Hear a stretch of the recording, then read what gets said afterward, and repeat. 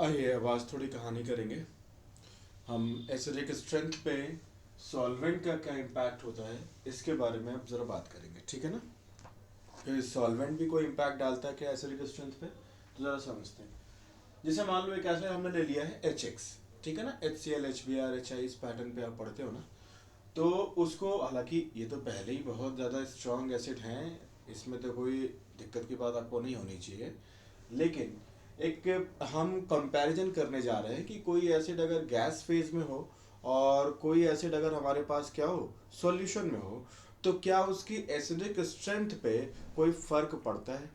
समझ पा रहे हो, क्या उसके आयोनाइजेशन पे कोई फर्क पड़ता है, क्या उसके H+ डोनेशन एबिलिटी पे कोई फर्क पड़ता है। इस बात पे अब हम बात करने जा रहे हैं, ठीक है ना। जरा देखते हैं। देखो, ये HX जाएगा तो जाहिर सी बात है वाटर के पास लोन पेयर है, इसका H+ गेन करके वो H3O+ बन जाएगा।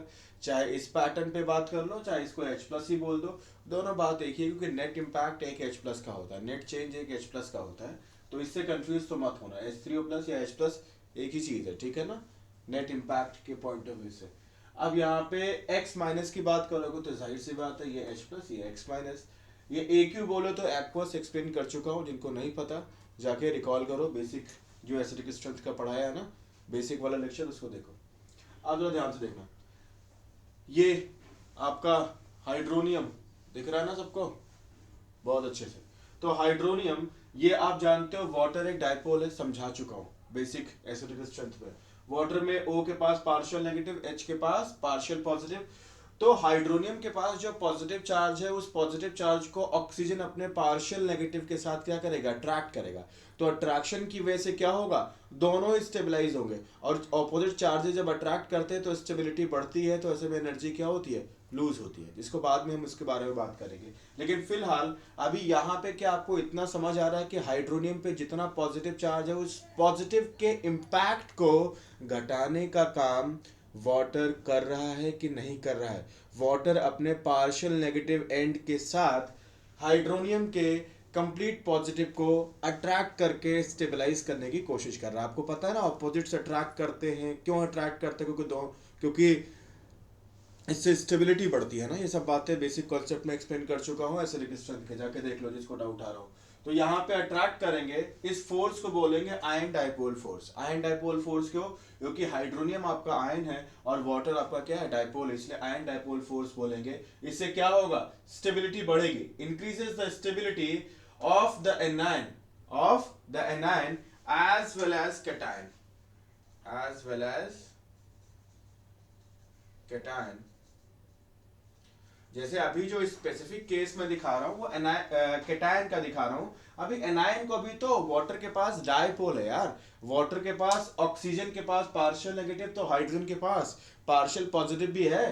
तो एनायन को क्या करेगा, वो अपने पार्शियल पॉजिटिव वाले एंड से क्या करेगा, स्टेबलाइज करेगा ना, कोई दिक्कत तो नहीं। तो दोनों को ही क्या कर रहा है, वो स्टेबलाइज कर रहा है। तो इससे क्या फायदा होगा, अगर इनकी स्टेबिलिटी को बढ़ाने का काम करेगा तो ऐसे में HX का आगे जा पाना और आसान होगा कि नहीं होगा। आपको बता रखा है ना कि प्रोडक्ट जितना स्टेबल होगा, रिएक्टेंट का कॉन्फिडेंस उतना बढ़ेगा ना, आगे चला जा सकता है। और आगे जब वो आने के बारे में सोचेगा तो बाय डिफॉल्ट वो H+ लूज ही कर देगा ना।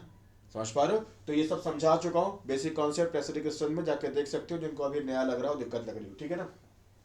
तो इससे क्या होगा, ionisation of given acid is relatively easier in the solution then gas phase. इसी वजह से, क्योंकि यहाँ पे सॉल्वेंट क्या कर सकता है, उसको स्टेबलाइज कर सकता है, तो इसलिए यहाँ पे उसके लिए ज्यादा आसान होगा आयोनाइज करना, H+ दे पाना, देन गैस फेज। इसीलिए सॉल्यूशन फेज में एसिड क्या होते हैं, स्ट्रॉन्गर एसिड होते हैं देन गैस फेज। ये बात भी लिख लो, दैट्स व्हाई,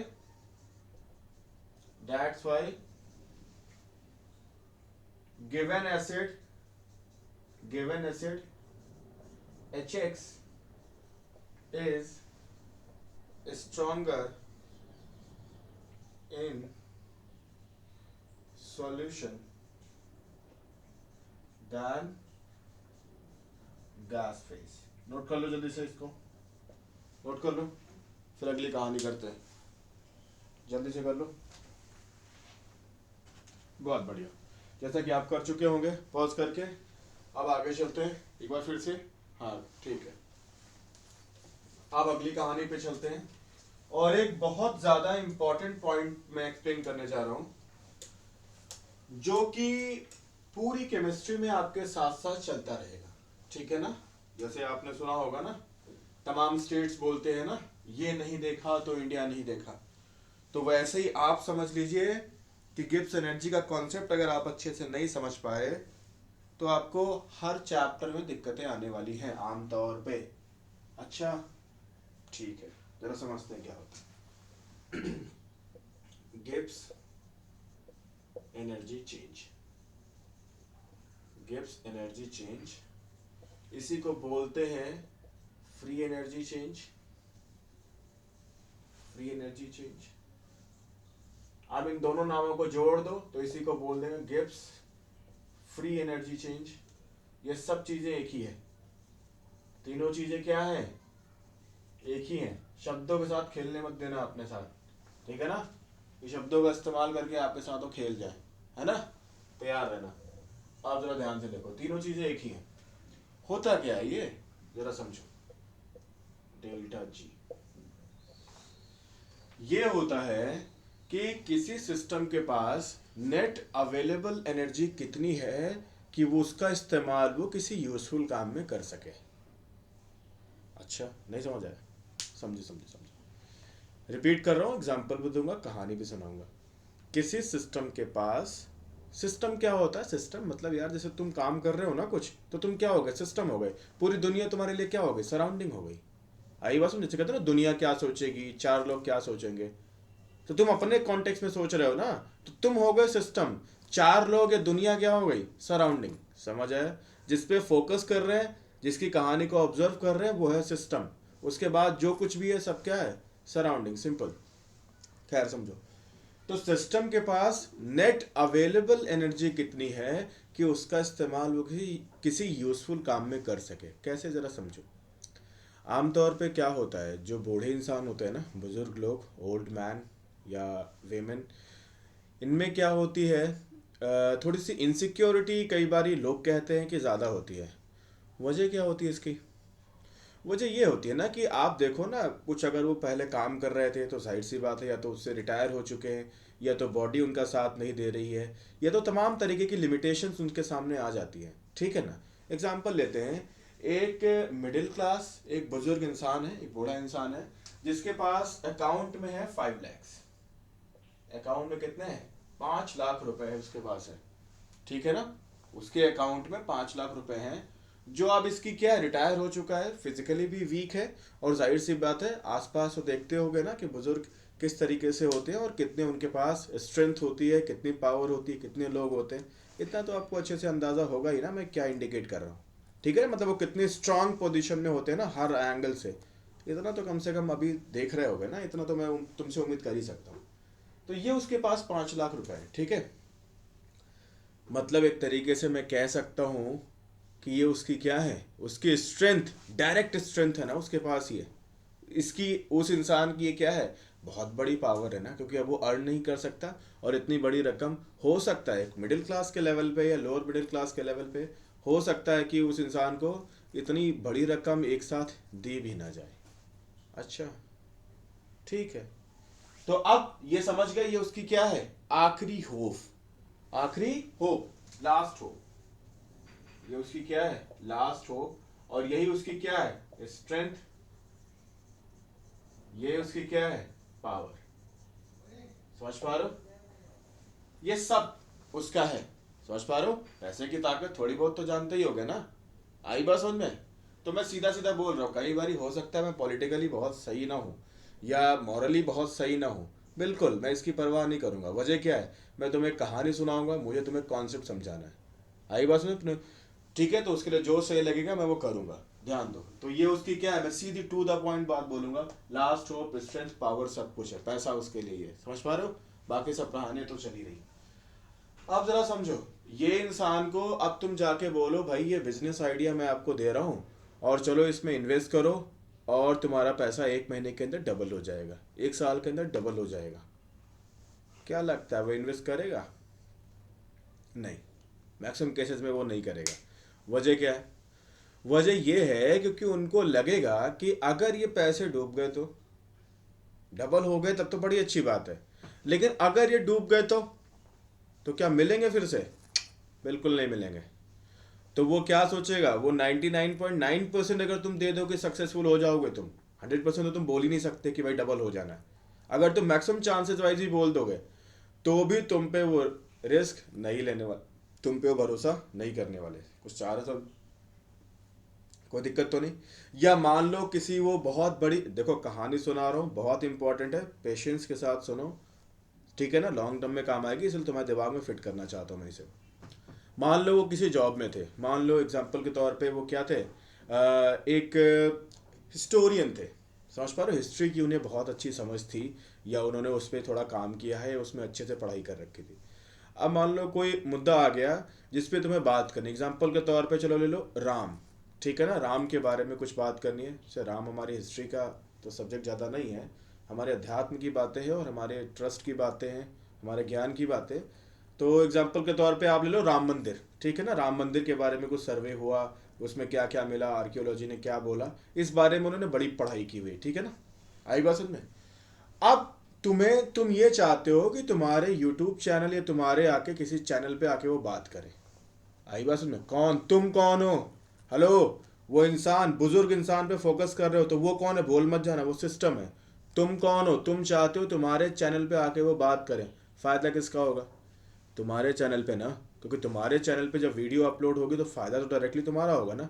तो फ़ायदा पहले तुम्हारा है, तो उसके लिए वो काम उस बुज़ुर्ग इंसान के लिए क्या यूज़फुल है डायरेक्टली? बोलो, है क्या? प्राइमरीली तो तुम्हारे लिए, तुम कौन हो? सराउंडिंग, समझ आ रहा? अगेन हमारा सिस्टम कौन है? वो बुजुर्ग इंसान, ध्यान देना। तो तुम्हारे लिए काम अगर यूजफुल है तो उसमें क्या वो अपनी गिफ्ट एनर्जी, उनके पास जो नेट अवेलेबल एनर्जी है, 5 लाख रुपए जो जमा कर रखे हैं, वो अपने घर से तुम्हारा स्टूडियो, मान लो तो उनके घर से तुम्हारा स्टूडियो, तुम कौन हो? सराउंडिंग, तुम कौन हो? सराउंडिंग। और तुम्हारा स्टूडियो उनके घर से कितनी दूर है? 500 किलोमीटर। आने में खर्चा कितना लगेगा? मान लो 5,000 खर्चे लगेंगे, समझ पा रहे हो? आने जाने रुकने बाकी सब मान लो।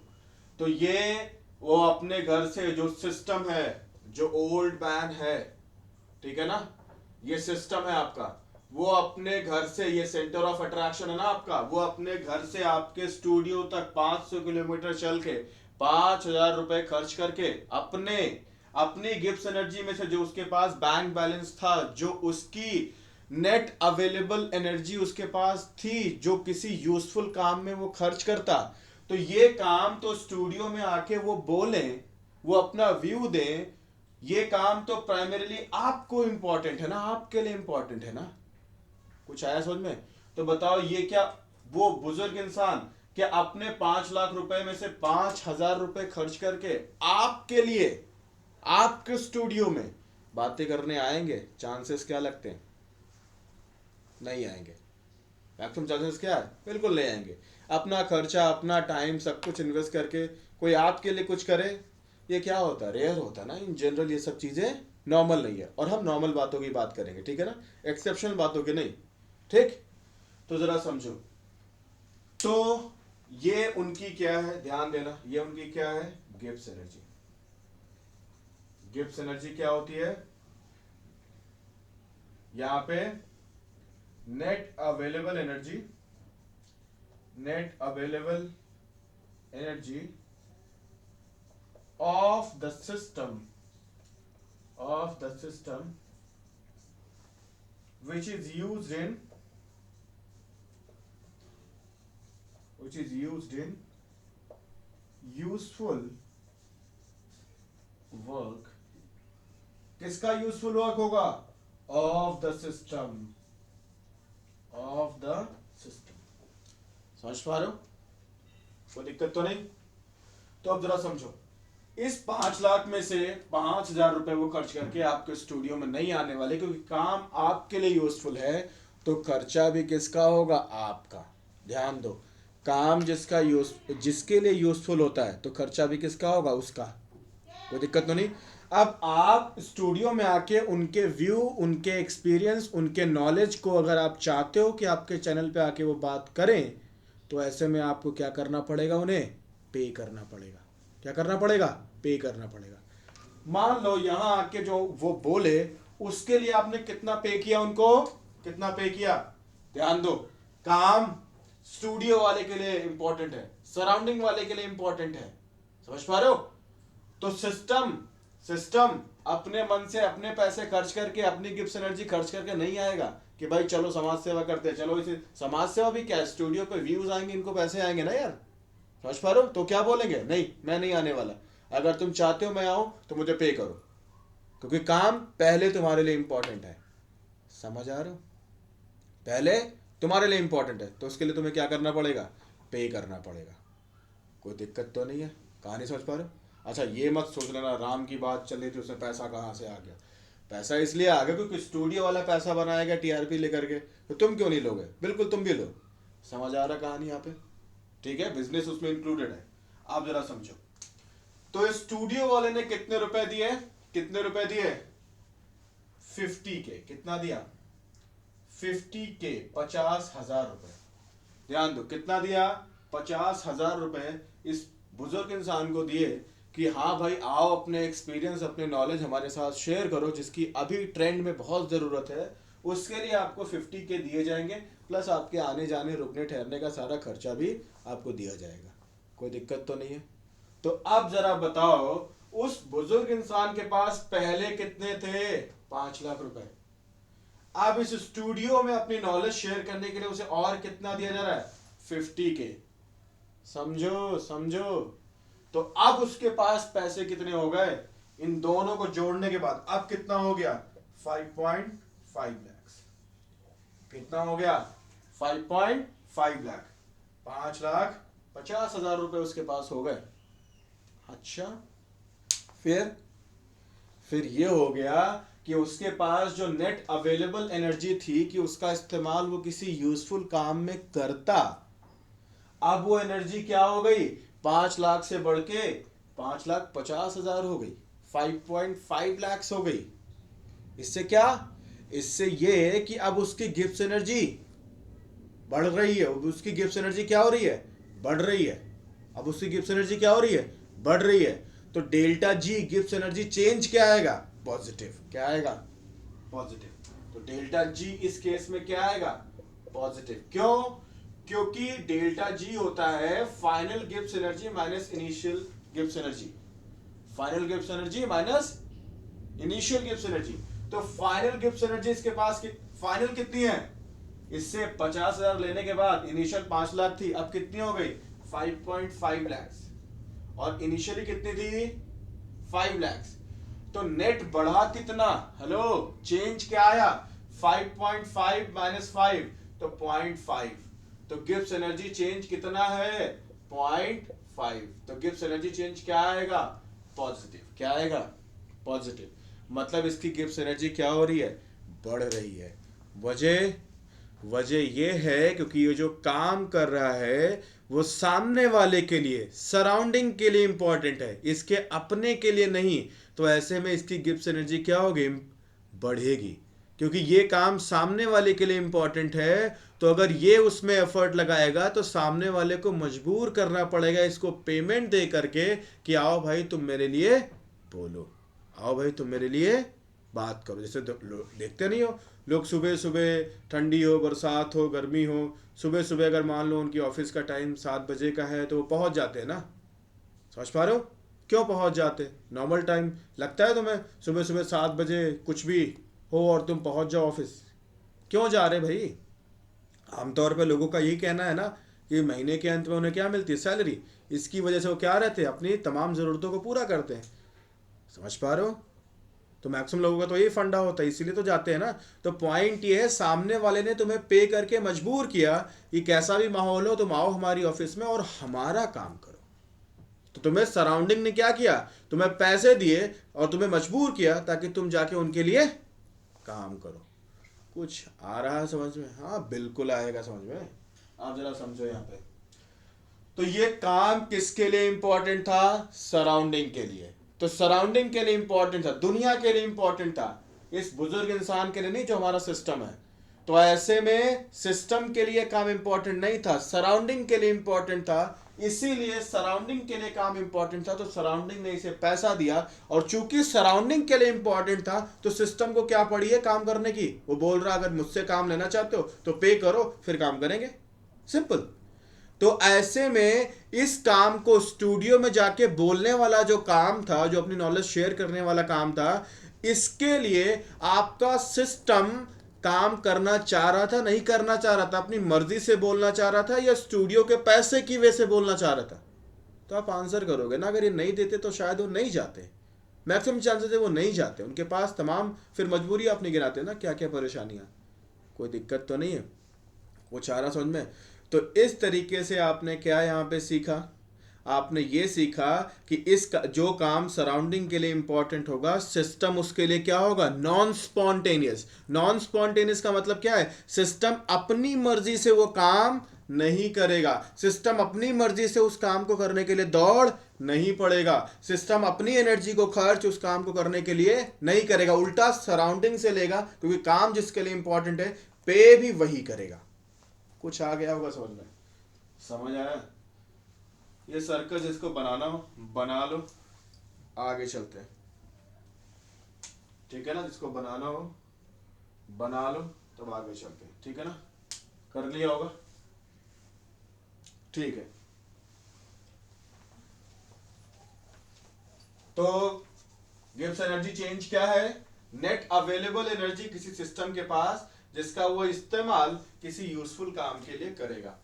तो अगर डेल्टा जी पॉजिटिव आ गया, मतलब डेल्टा जी पॉजिटिव आने का मतलब क्या है, डेल्टा जी पॉजिटिव का मतलब क्या है, सिस्टम खुद काम नहीं करेगा उसके लिए, वो काम गिब्स एनर्जी उसकी क्या हो रही है, बढ़ रही है। तो बढ़ने का मतलब वो काम बाहर से उसको उस काम के लिए पे किया जा रहा है, तभी तो उसकी गिब्स एनर्जी बढ़ेगी, मतलब नॉन स्पॉन्टेनियस रिएक्शन। क्या होगा, नॉन स्पॉन्टेनियस रिएक्शन। समझ पा रहे हो, system is not willing to do a reaction, लिख लो।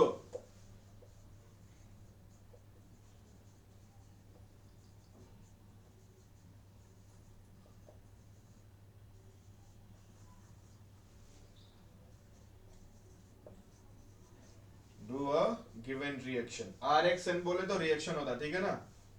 तो अब क्या करेगा, सराउंडिंग इसे पे करेगा, surrounding will pay, invest, so gives energy G of the system क्या होगा, increases, so delta g change becomes positive,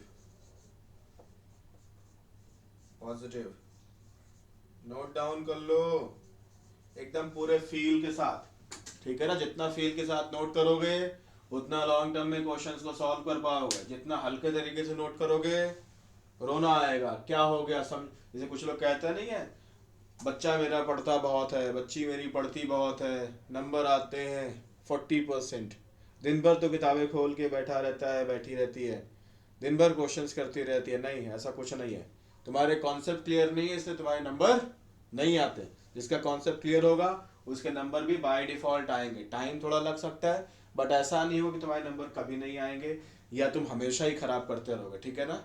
आई बात समझ में? तो इसीलिए कॉन्सेप्ट क्लियर करो, नंबर तो बाई प्रोडक्ट है, हटा देते हैं इसको, बहुत सही। आप जरा देखो, उस बूढ़े इंसान को कोई बीमारी देते हैं, अब कौन सी बीमारी देना चाहोगे, कोई महंगी या सस्ती या कॉमन वाली? कॉमन वाली ना यार, कोई महंगी फैंसी बीमारी नहीं देते, जो आजकल ट्रेंड में है, डायबिटीज देते हैं उसको। उस बूढ़े इंसान को क्या है, डायबिटीज, समझ पा रहे हो, बायोवालो इंसिपिडस एमेरिटस, आगे चलते हैं, तो डायबिटीज है उसको, ठीक है ना? और हर महीने अगेन ये इंसान कौन सा वाला है, मिडिल क्लास इंसान है, ठीक है ना। तो हर महीने इसकी दवाई का खर्चा कितना आता है, कितना दोगे इसको दवाई का खर्चा, 5,000 ही दो, ज्यादा मत दे दो, 5,000। 5,000 रुपए इस बूढ़े इंसान की दवाई का खर्चा है। इसको जो डॉक्टर के पास विजिट करना है और तमाम जो इसको मेडिसिन लानी है 1 महीने के लिए, उसका खर्चा कितना है, 5,000। अगेन अब वो स्टूडियो वाला जो पैसा बढ़ा था ना, हम बड़ा वाला एंगल देखे। अब अगेन उसके पास पैसे कितने अकाउंट में, तो आप क्या आंसर करोगे, 5 लाख। 5 लाख उसके पास अकाउंट में। अगेन अब कंफ्यूज मत हो जाना, बढ़ा वाला केस देखा, अब घटने वाला केस भी देखो। 5,000 रुपए उसकी दवाई का खर्चा है। अगेन ये मेडिसिन आना किसके लिए इंपॉर्टेंट है, डॉक्टर के पास जाना, डॉक्टर से बात करना, क्या रिपोर्ट है, कैसा चल रहा है, सीन क्या है, ये किसके लिए इंपॉर्टेंट है, ओल्ड मैन, वो बुजुर्ग इंसान जो तुम्हारा है, वो क्या है, तुम्हारा सिस्टम है। क्या है वो तुम्हारा, हेलो, तुम्हारे सिस्टम को पेन हो रहा है, तुम्हारे सिस्टम को परेशानी हो रही है। तो पेन किसका है, तुम्हारे सिस्टम का। जरूरत किसकी है, तुम्हारे सिस्टम की। परेशानी किसकी है, तुम्हारे सिस्टम की। तो क्योर भी किसको जरूरी है, तुम्हारे सिस्टम का। तो फिर काम भी किसे करना पड़ेगा, तुम्हारे सिस्टम को। तो फिर एनर्जी किसकी लगेगी इस काम को करने के लिए, तुम्हारे सिस्टम की। तो फिर क्या ऐसे में उसकी गिब्स एनर्जी 5 लाख जो थी उससे क्या घट जाएगी, हाँ बिल्कुल घट जाएगी। कितनी घट जाएगी, क्योंकि 5,000 रुपए उसने क्या कर दिए, खर्चा कर दिया। 5,000 रुपए क्या कर दिए उसने, खर्चे कर दिए। तो ऐसे में अब उसकी गिफ्ट एनर्जी कितनी बची, बोलो, 5 लाख -5K। जब आप डिक्रीज करोगे ना, तो जो फाइनल गिफ्ट एनर्जी उसकी आएगी वो क्या आएगी, 4.95 लाख। कितनी आएगी, 5 लाख में से 5,000 घटाओगे तो अब ये सब बताने की जरूरत तो नहीं ना, 4.95 लाख उसके पास बचेंगे। तो यानी कि इनिशियल गिफ्ट एनर्जी उसकी कितनी थी, हेलो, ये इनिशियल गिफ्ट एनर्जी कितनी थी, 5 लाख, ठीक है ना। फाइनल गिफ्ट एनर्जी कितनी है, 4.95 लाख। समझ पा रहे हो। तो डेल्टा जी कितना आएगा जरा बताना। अगेन चेंज क्या होता, फाइनल माइनस इनिशियल, तो 4.95 -5 करोगे तो कितना आएगा, 0.05। 0.05 ये किस में आएगा, बहुत ज्यादा इंपॉर्टेंट, हेलो, माइनस में आएगा। तो यहां की ध्यान दो, जो यहां की डेल्टा जी है वो क्या आई, नेगेटिव। क्या आया, ये साइन वी मतलब नेगेटिव होता है, ठीक है, बार बार लिखूंगा, ध्यान देना का।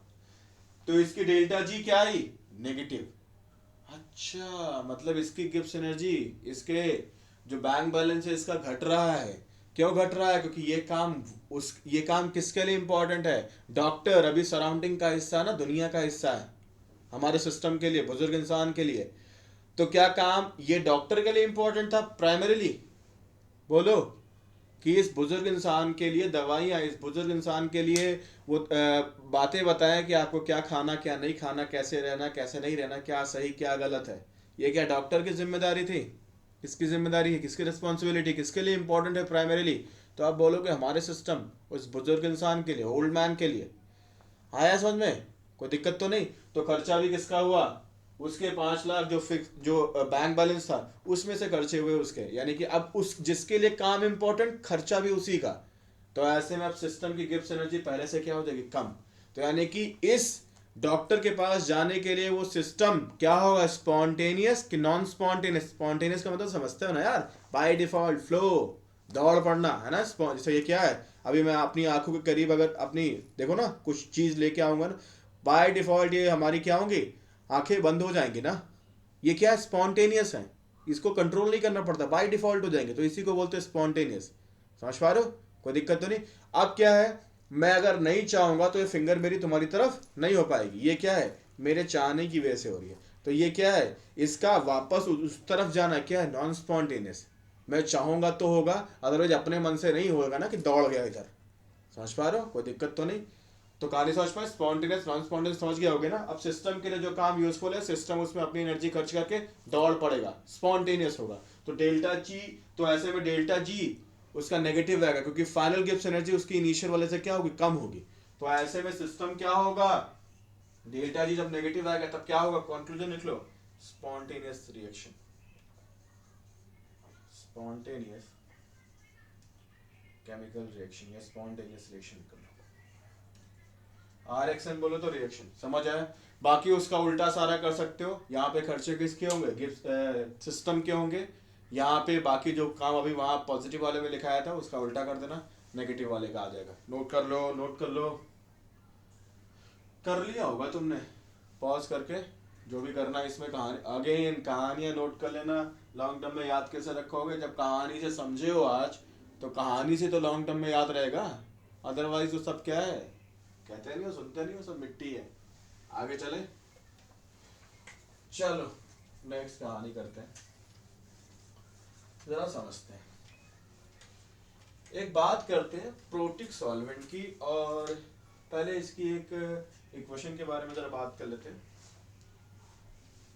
देखो, delta G is equal to होता है delta H minus T delta S, और एक फॉर्मूला होता है delta G standard is equal to minus R T, या माइनस, हाँ चलो यही सही है, minus R T L N K. समझाता हूँ। देखो, अच्छा ये स्टैंडर्ड का साइन होता है, थर्मो में बात करेंगे, अभी बहुत लोड मत ले लेना, समझ रहे हो, अभी सिंपल रखना, कूल रखना, ठीक है ना। समझा दूंगा, बाद में समझा दूंगा, अभी ज्यादा उस पर जरूरत हमें नहीं है, तो ज्यादा बातें नहीं करेंगे। डेल्टा जी समझ चुके हो। डेल्टा एच क्या है, एंथैल्पी चेंज। क्या है, एंथैल्पी चेंज। जैसे आपने सुना होगा ना, 1 मोल वाटर को बनाने का कितना खर्चा होगा, 2 मोल वाटर का बनाने का कितना खर्चा होगा, 1 मोल मीथेन की कंबस्शन में कितना खर्चा होगा, या एनर्जी लगेगी या रिलीज होगी। तो वो जो आप बात बोलते हो ना, वो डेल्टा एच है। वो क्या है, delta H. Combustion, enthalpy, formation, ऐसे बहुत सारी होती है, ठीक है ना। तो एक तरीके से क्या कह दो कि किसी गिवन रिएक्शन में एंथैल्पी चेंज, थोड़ा बहुत आइडिया मैं तुमसे उम्मीद करता हूँ, ठीक है ना। बाकी रफ एक आइडिया दे रहा हूँ, बहुत अभी थर्मो में नहीं घुस जाएंगे, ठीक है ना। दूसरा, ये टी क्या है, तो डेल्टा एच यहाँ पे क्या है, एंथैल्पी चेंज, एंथैल्पी चेंज, ठीक है। टी यहाँ पे क्या है, टेम्परेचर। डेल्टा एस क्या है, एंट्रोपी चेंज। ये क्या होता है, एंट्रोपी के बारे में इतना समझ लो, degree of randomness, degree of randomness, ठीक है ना। रैंडम समझते होगे, बोलचाल की भाषा में वेल्लापन, दिल्ली की भाषा में अदरवाइज निठल्लापन, निठल्ला है, वेला है, समझ पा रहे हो, फालतू का काम करता रहता है, घूमता रहता है, समझ पा रहे हो, जब देखो तब कुछ ना कुछ अंट शंट करता रहता है, समझ पा रहे हो। कहानी क्लियर है। तो बताओ, वेले होने के लिए, इधर उधर ऐसे रैंडम घूमने फिरने के लिए तुम्हें किसी इंस्पिरेशन की जरूरत पड़ती है, इंस्पायर करना पड़ता है, तुम्हें मोटिवेशन देना पड़ता है, बोलो। तो बाय डिफॉल्ट हो जाते हो ना, मतलब रैंडम तो तुम होना ही चाहते हो ना, तुम चाहते हो कि डिसिप्लिन रहो, बोलो, तुम्हारा मन चाहता है डिसिप्लिन रहो। तुम क्या इस तरीके से डिजाइंड हो, क्या लगता है, तुम क्या इस तरीके से डिजाइंड हो, बिल्कुल नहीं हो, समझ पा रहे हो। हम बाय डिफॉल्ट क्या होना चाहते हैं, अनसिस्टमेटिक, डिसिप्लिन्ड नहीं रहना चाहते, रैंडम रहना चाहते हैं। मतलब रैंडम, मतलब अगर रैंडम होने को मिल रहा है तो बड़ी अच्छी बात है, हम होना चाहेंगे, दौड़ जाना चाहेंगे, भाग जाना चाहेंगे, उस तरफ होना चाहेंगे, समझ पा रहे हो। कोई दिक्कत तो नहीं, रोज सुबह वेल ड्रेस्ड होकर के आराम से ऑफिस जाना, तुम्हें क्या लगता है, बोरिंग। लेकिन अगर तुम्हें क्या कह दिया जाए, रोज खेलने जाओ, रोज दौड़ने भागने जाओ, रोज जाके मटर गश्ती करो किसी दोस्तों के साथ में, मजेदार, क्या जिंदगी है। ऐसे दिन लोगों को क्या बोलते हैं, यादगार दिन थे वो जिंदगी के, समझ पा रहे हो। जब सिस्टमेटिक होकर काम करते, कुछ प्रोडक्टिव करते, तो क्या बोलते, बड़ी मेहनत कर रहा हूँ आजकल, कुछ आ रहा समझ में। तो तुम्हारा नेचर क्या है, अनसिस्टमेटिक होना, रैंडम होना, समझ पा रहे हो। तो ये डेल्टा एस क्या है, कि सिस्टम कितना रैंडम हुआ पहले से और अब में कितना चेंज आ गया, इस बात को बोलते हैं एंट्रोपी चेंज। एग्जांपल के तौर पे आपके पास वाटर लिक्विड था, उसको आपने क्या कर दिया, उसको आपने हीट करके गैस बना दिया, तो अभी लिक्विड से अगर गैस बनेगा तो फिर क्या होगा, एंट्रोपी चेंज पॉजिटिव होगा, क्योंकि पहले लिक्विड था, ज़्यादा सिस्टमेटिक था रिलेटिवली, अब गैस बन गया एकदम, और भी इंटर पार्टिकल फोर्सेस वीकर हो जाएंगे, और भी दूर दूर होंगे, और भी फ्री होंगे, तो रैंडमनेस और भी क्या हो जाएगी, बढ़ जाएगी। कुछ आया समझ में? घर वालों का अट्रैक्शन अगर तुम पे क्या हो जाए, वीक हो जाए, तो तुम और भी रैंडम हो जाओगे ना। आई बात समझ में? और भी डिसिप्लिन में नहीं रह जाओगे ना, और भी रैंडमनेस तुम्हारी बढ़ जाएगी। तो वही गैस में इंटर पार्टिकल फोर्सेस और भी क्या हो जाएंगे, वीक, तो जिसकी वजह से गैसेस और रैंडम होती हैं दैन लिक्विड। इतना तो आइडिया तुम्हें होगा ही, और इसकी मैं तुमसे उम्मीद भी करूंगा, ठीक है ना। चलो, तो रैंडमनेस समझ पाए, यानी कि अगर देखो हम कहाँ जा रहे हैं, लिक्विड से अगर गैस जा रहे हैं तो डेल्टा एस क्या होगा, पॉजिटिव। क्यों? क्योंकि गैस की जो रैंडमनेस है वो क्या होगी, लिक्विड से एस जी और S L, S G gas की जो एंट्रोपी होगी वो लिक्विड की एंट्रोपी से क्या होगी, बड़ी। नोट कर लो, इतना पहले नोट कर लो, पॉज करके कर लिया होगा। चलो आगे चलते हैं, अब सुनो ना ध्यान से। हाँ बढ़िया, देखो ये टी यहां पे टेम्परेचर, टी यहां पे टेम्परेचर, ठीक है ना। अच्छा समझ आ गया, समझ तो आ गया कुछ, ठीक है। अब क्या चल रहा है जरा बताओ मुझे, तो जरा समझो क्या चल रहा है यहाँ पे। अगर आपको कोई काम सिस्टम्स, अरे भाई तुम्हारा फोकस किस चीज पे है, कि भाई कोई गिवन अगर काम है तो सिस्टम अपने आप कर ले, सिस्टम अपने आप से कर ले ना, उससे फालतू का एफर्ट ना लगाना पड़े ना। आई बात समझ में? तो ऐसे में डेल्टा जी क्या होना पड़ेगा, नेगेटिव होना पड़ेगा। समझ पा रहे हो? कोई दिक्कत तो नहीं। और एंथैल्पी चेंज आमतौर पे जो एक्सोथर्मिक रिएक्शन होती है, एक्सोथर्मिक बोले तो, एक्सोथर्मिक बोले तो ये एंथैल्पी यहाँ पे सम ऑफ, ऐसे लिख लो, सम ऑफ मोलर एंथैल्पी। यार ये बड़ा थोड़ा सा सिस्टमेटिक ज्यादा हो जाएगा, आसान रखते हैं यार, है ना, बहुत टफ नहीं करते। अब देखो एंथैल्पी के कई सारे फॉर्मूले हैं, ठीक है ना, आई बात सुन में, तो मैं थोड़ा आसान रखता हूँ, ठीक है, बहुत मुश्किल नहीं कर दूंगा तुम्हारे लिए, बाकी थर्मो में मुश्किलें कर लेंगे तुम्हारे लिए, ठीक है ना। ऐसा मान लो, enthalpy of product minus enthalpy of reactant, enthalpy of product minus, ये पी बोले तो, पी बोले तो प्रोडक्ट। अगेन ये रिलेशन बॉन्ड एंथैल्पी के टर्म्स में रिवर्स भी हो जाता है, लेकिन मैं फिर से कह रहा हूँ बहुत टेक्निकल, बहुत ज्यादा टू द पॉइंट एकदम से घुस नहीं जाएंगे, हम थोड़ा सा समझने का काम करेंगे। और ये क्या है, ये आर बोले तो रिएक्टेंट, और हमारा जो एंगल है वो किस एंगल से हम बात कर रहे हैं, फॉर्मेशन के एंगल से। किस एंगल से, फॉर्मेशन, एंथैल्पी ऑफ, क्योंकि इतना लिखना बहुत जरूरी है, अदरवाइज कुछ लोग जबरदस्ती कंफ्यूज होने का ही दिमाग रखते हैं ना, इसलिए उनके लिए बस लिख रहा हूँ, समझ पा रहे हो। हम एंथैल्पी ऑफ फॉर्मेशन के एंगल से बात कर रहे हैं, तो ध्यान से देखो, अगर प्रोडक्ट ज्यादा स्टेबल होगा, अगर प्रोडक्ट ज्यादा स्टेबल होगा तो ऐसे में उसकी एनर्जी क्या होगी, कम होगी ना। तो ऐसे में प्रोडक्ट की अगर एनर्जी कम होगी, मतलब प्रोडक्ट को बनाना क्या होगा, आसान होगा, तो ऐसे में डेल्टा एच क्या आएगा, नेगेटिव। तो आमतौर पे एंथैल्पी चेंज जब नेगेटिव होता है तब उसको बोलते हैं एक्सोथर्मिक रिएक्शन। क्या बोलते हैं यार, अब तो बताना ही पड़ेगा लगता है। हो चलो समझ लो यार जरा, है ना, वरना तो मजा नहीं आएगा।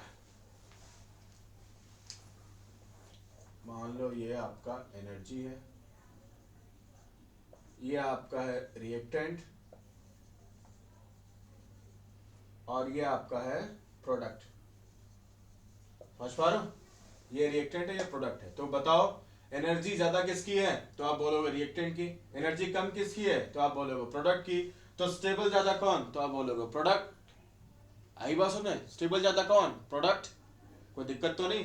तो ऐसे में डेल्टा एच क्या आ जाएगा, डेल्टा एच क्या आ जाएगा, एच यहाँ पे अगर बात करोगे तो ये H P minus H R होता है ना, तो एच पी जो है वो एच आर से क्या है, एच आर से क्या है, कम। एनर्जी प्रोडक्ट की क्या है, कम है।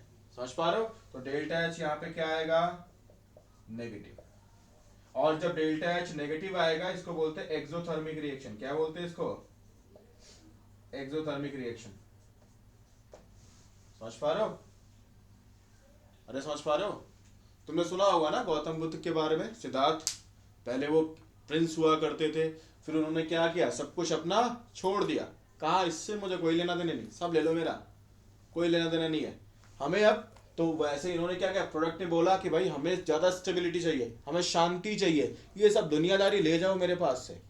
समझ पा रहे हो? तो ये सब दुनियादारी उसने क्या कर दिया, छोड़ दिया, दे दिया दुनिया को, ले जाओ दुनिया जो मेरे पास है तुम ही लेके जाओ इसे। ये नहीं चाहिए अपने को, स्टेबिलिटी थोड़ा ज्यादा चाहिए, शांति थोड़ा ज्यादा चाहिए। समझ पा रहे हो? तो शांति जब ज्यादा चाहिए, स्टेबिलिटी जब ज्यादा चाहिए, तो दुनियादारी, दुनिया को दे देना पड़ेगा, अशांति दुनिया को दे दो। समझ पा रहे हो? तो वैसे ये जब ज्यादा स्टेबल होगा तो जो इतना एनर्जी का चेंज है ये दुनिया को दे देगा। तो इसीलिए इसको बोलते हैं एक्सोथर्मिक रिएक्शन। एनर्जी अब सिस्टम से क्या हो जाएगी, बाहर, लूज हो जाएगी, लूज बाहर, एक्सो, एक्सो टर्म किसके लिए, बाहर के लिए। तो अब सिस्टम से बाहर की तरफ एनर्जी जाएगी, क्योंकि सिस्टम अब क्या हो रहा है, पहले से कम एनर्जी का है, पहले से ज्यादा स्टेबिलिटी का। समझ आया कुछ? हाँ बिल्कुल समझ आ गया। चलो आगे चलते हैं। दूसरा, अगर इसी का उल्टा कर दो, प्रोडक्ट अगर हायर एनर्जी का होगा तो डेल्टा एच क्या हो जाएगा, पॉजिटिव। डेल्टा एच क्या हो जाएगा, पॉजिटिव। तो ऐसे में फिर क्या बोलोगे, एंडोथर्मिक। क्या बोल दोगे? अगर इसका उल्टा कर दोगे ना जैसा भी बना है, तो फिर एंडोथर्मिक हो जाएगा ना। तो सिस्टम चाहिए, सिस्टम क्या बोल रहा है, अपने को खूब दुनियादारी चाहिए, अपने को स्ट्रांग बनना है, अपने को क्या बनना है, एकदम से जबरदस्त, फाड़ू, जबरदस्त। समझ पा रहे हो? बहुत सारा कुछ रिसोर्सेज होने चाहिए, बहुत सारी पावर होनी चाहिए, पूरी दुनिया को इम्पैक्ट कर सके। इवन मार्स पे भी एक सारा अपना क्या होना चाहिए, सिस्टम अपना भेजेंगे मस्क की तरह। तो अब तुम क्या चाहते हो, जबरदस्त तुम दुनिया के साथ इंगेज होना चाहते हो, जबरदस्त रिसोर्सेज अपने बढ़ाना चाहते हो, तो जबरदस्त अपनी एनर्जी को बढ़ाना चाहते हो। तो दिन रात तुम फिर क्या करोगे, उसके लिए काम करोगे ना। तुम्हारी एनर्जी ज्यादा होनी चाहिए, स्टेबिलिटी तुम्हारी क्या होगी, कम होगी ना। समझ पा रहे हो? उल्टा समझ आ गया होगा। आगे चलते हैं, हटाते हैं इसको। ठीक,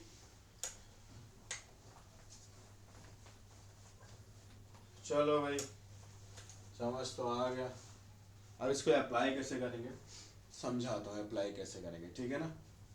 टी यहाँ पे टेम्परेचर है, आपको डेल्टा जी क्या लेकर आना है, नेगेटिव। क्या लेके आना है, नेगेटिव। कैसे आएगा नेगेटिव, जरा ध्यान से समझना। अगर डेल्टा एच नेगेटिव है, ध्यान दो, डेल्टा एच नेगेटिव होना, अब यहाँ पे फिर एक कायदे की बात मैं बोलने जा रहा हूँ। एंथैल्पी चेंज नेगेटिव होना ऑलवेज किसी रिएक्शन की स्पॉन्टेनिटी का पैरामीटर नहीं होता है। समझ पा रहे हो क्यों नहीं होता है? ये बात मैंने क्या बोल दी, जिनको समझ आई अच्छी बात है, नहीं समझ आई तो और भी अच्छी बात है, थर्मोडायनेमिक्स में समझाऊंगा। समझ पा रहे हो? बस वो मुझे बोलनी थी इसलिए मैंने बोल दिया, ठीक है। क्यों बोला वो तुम्हें अभी समझ नहीं आएगा। अब आगे चलते हैं, जरा समझो। तो लेकिन हाँ, इन जनरल अगर डेल्टा एच एंथैल्पी चेंज अगर नेगेटिव आता है ना, तो फिर वो रिएक्शन भी क्या होती है, स्पॉन्टेनियस ही होती है। वो भी क्यों होती है, अगेन वो सब बातें थर्मोडायनेमिक्स। तो अभी हम जनरल केस की बात करेंगे, उसी पे अभी हम बात करेंगे, बहुत अंदर नहीं घुसेंगे। टी यहाँ पे टेम्परेचर, डेल्टा एस पॉजिटिव है, तो अगर रैंडमनेस बढ़ेगी मतलब अच्छी चीज है। अभी जनरल केस की बात कर रहे हैं, है ना, हर केस की नहीं, जनरल केस। तो डेल्टा एस पॉजिटिव है मतलब अच्छी बात है, रैंडमनेस बढ़ रही है मतलब अच्छी बात है, ठीक है ना। तो देखो, डेल्टा एच भी अगर नेगेटिव है, डेल्टा एस अगर पॉजिटिव है मतलब रैंडमनेस बढ़ रही है, अच्छी बात है, सिस्टम वो काम करना चाहेगा। डेल्टा एच नेगेटिव है मतलब अच्छी बात है, स्टेबिलिटी, एनर्जी प्रोडक्ट की कम हो रही है, तो ठीक है, अच्छी बात है, ये मतलब स्टेबिलिटी की तरफ जा रहा है, रिएक्शन ये होना चाहिए। तो ये नेगेटिव, ये नेगेटिव, और डेल्टा एस पॉजिटिव, और टेम्परेचर तो जानते हो ना पॉजिटिव ही होगा। 0 केल्विन से नीचे तो नहीं चला जाओगे ना। टेम्परेचर जो रखते हैं केल्विन स्केल पे रखते हैं, ये मत सोच लेना कि भाई -2 डिग्री सेल्सियस तो आप बोलते हो, -4 हमने सुन रखा है, तो -25 भी सुन रखा है। सुना कभी कभी कि यूरोप में टेम्परेचर -40 चला गया, रशिया में ये हो गया, है ना। हमारे यहाँ ही कई बार बोलते हैं ना लोग कि भाई शिमला में ये हो गया टेम्परेचर। ध्यान दो, वो जो 0 या माइनस की कहानी करते हो ना यार, वो सब डिग्री सेल्सियस में है। और हम जब क्वेश्चन सॉल्व करते हैं तो टेम्परेचर कहाँ रखते हैं, केल्विन स्केल पे। कहाँ पे, केल्विन। और आपको पता होगा, इतनी सी बात तो मैं तुमसे उम्मीद कर ही लेता हूँ कि केल्विन जो होता है वो डिग्री सेल्सियस प्लस 273.15 क्या होता है 273.15। जब मैं बोलता हूं ना कि माइनस 73.15 डिग्री सेल्सियस, एग्जांपल के तौर पे ऐसा मैं बोल रहा हूं, -73.15 डिग्री सेल्सियस टेम्परेचर है, तो केल्विन पे ये कितना है, केल्विन पे अब भी ये 200 केल्विन है। कितना है -73.15 प्लस 273.15, तो केल्विन स्केल पे अब भी ये कितना आएगा 200। कितना आएगा के फॉर केल्विन, टेम्परेचर को मेजर करने की स्केल है ना, इतनी तो तुम जानते होगे, और इतना मैं तुमसे उम्मीद भी करूंगा। समझ पा रहे हो? और ये तुम्हें खास बात पूरी भी करनी पड़ेगी। आगे चलें, इसको समझ आ गया होगा। अब जरा ध्यान से देखो, यहां पे अगर ये फैक्टर अगर नेगेटिव है, ये चीज अगर क्या है पॉजिटिव है, तो बताओ जरा ध्यान से, ये तो ऑलवेज पॉजिटिव ही रहने वाला है, तो ये पूरा फैक्टर तो हमेशा पॉजिटिव रहेगा टी डेल्टा एस का। तो माइनस के साथ माइनस अगर उसके साथ लगा है तो ओवरऑल ये माइनस हो गया। ये भी अगर माइनस है तो माइनस माइनस क्या हो जाएगा, माइनस ही तो आएगा ना। समझ आ रहे हो? अरे भाई डेल्टा एच माइनस में माइनस टी डेल्टा एच, तो माइनस समथिंग ओवरऑल क्या आएगा, डेल्टा जी भी आपका क्या आएगा माइनस। तो जिस रिएक्शन की एंथैल्पी चेंज क्या होती है नेगेटिव, जिस रिएक्शन की एंट्रोपी चेंज क्या होती है पॉजिटिव, ये क्या होता है, इसका डेल्टा जी नेगेटिव आएगा, ये स्पॉन्टेनियस होगा, स्पॉन्टेनियस एट ऑल टेम्परेचर। बस इतना नोट कर लो यार, ज्यादा नहीं, ठीक है। एट ऑल टेम्परेचर का मतलब ये नहीं है कि जीरो से नेगेटिव, जीरो से भी नीचे पावर जाएंगे। एट ऑल टेम्परेचर मतलब लो और हाई का सीन भी थोड़ा बहुत हम करके कुछ रिएक्शंस पे इंपैक्ट डालते हैं, ठीक है ना। तो अभी वो सब बात की बातें, अभी ये जनरल बात पहले लिखो, ठीक है। आइडिया लग गया होगा। चलो अब इससे आगे चलते हैं, जरा समझते हैं।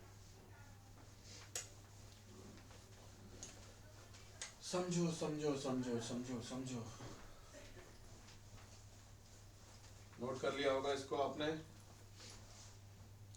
दूसरा दूसरा दूसरा दूसरा दूसरा delta G standard is equal to minus R T L N K. जरा समझना ध्यान से, जो के तुम्हें समझाया है ये क्या होता है, प्रोडक्ट का कॉन्सेंट्रेशन अपॉन रिएक्टेंट का कॉन्सेंट्रेशन। याद है कुछ बैलेंसिंग मोल्स पावर में लगते हैं, स्टैंडर्ड तरीके से मुझे लिखना होता है। अभी तुम्हें इस एक्स वाई का कोई मतलब नहीं है, इसलिए मुझे लिखना पड़ता है, तुम्हें अभी समझने की जरूरत ज्यादा उसको नहीं है। देखो क्या लिखा था, जब RCOH को पानी में डालोगे तो क्या देगा तुम्हें, RCOO minus plus H3O plus. समझ पा रहे हो? एक्वस एक्वस तुम्हें समझा रखा है, जिनको दिक्कत है बेसिक कॉन्सेप्ट जाके एसिडिक का पढ़ो। क्या होगा, कार्बोक्सिलेट प्रोडक्ट है, हाइड्रोनियम प्रोडक्ट है, और तुम्हारा क्या है कार्बोक्सिलिक एसिड। आपको पता है वाटर प्योर लिक्विड है, एक्सेस में भी है, उसको हम कंसीडर यहाँ पे किलोम कांस्टेंट के एक्सप्रेशन में नहीं करेंगे। ध्यान दो, अगर कोई अच्छा एसिड होगा, अगर कोई अच्छा एसिड होगा तो मोर एंड मोर वो क्या देगा, मोर एंड मोर क्या देगा, H प्लस देगा। मोर एंड मोर रिएक्शन आगे बढ़ जाएगी, मोर एंड मोर प्रोडक्ट का कॉन्सेंट्रेशन होगा, तो मोर एंड मोर के की वैल्यू होगी। कुछ है समझ में?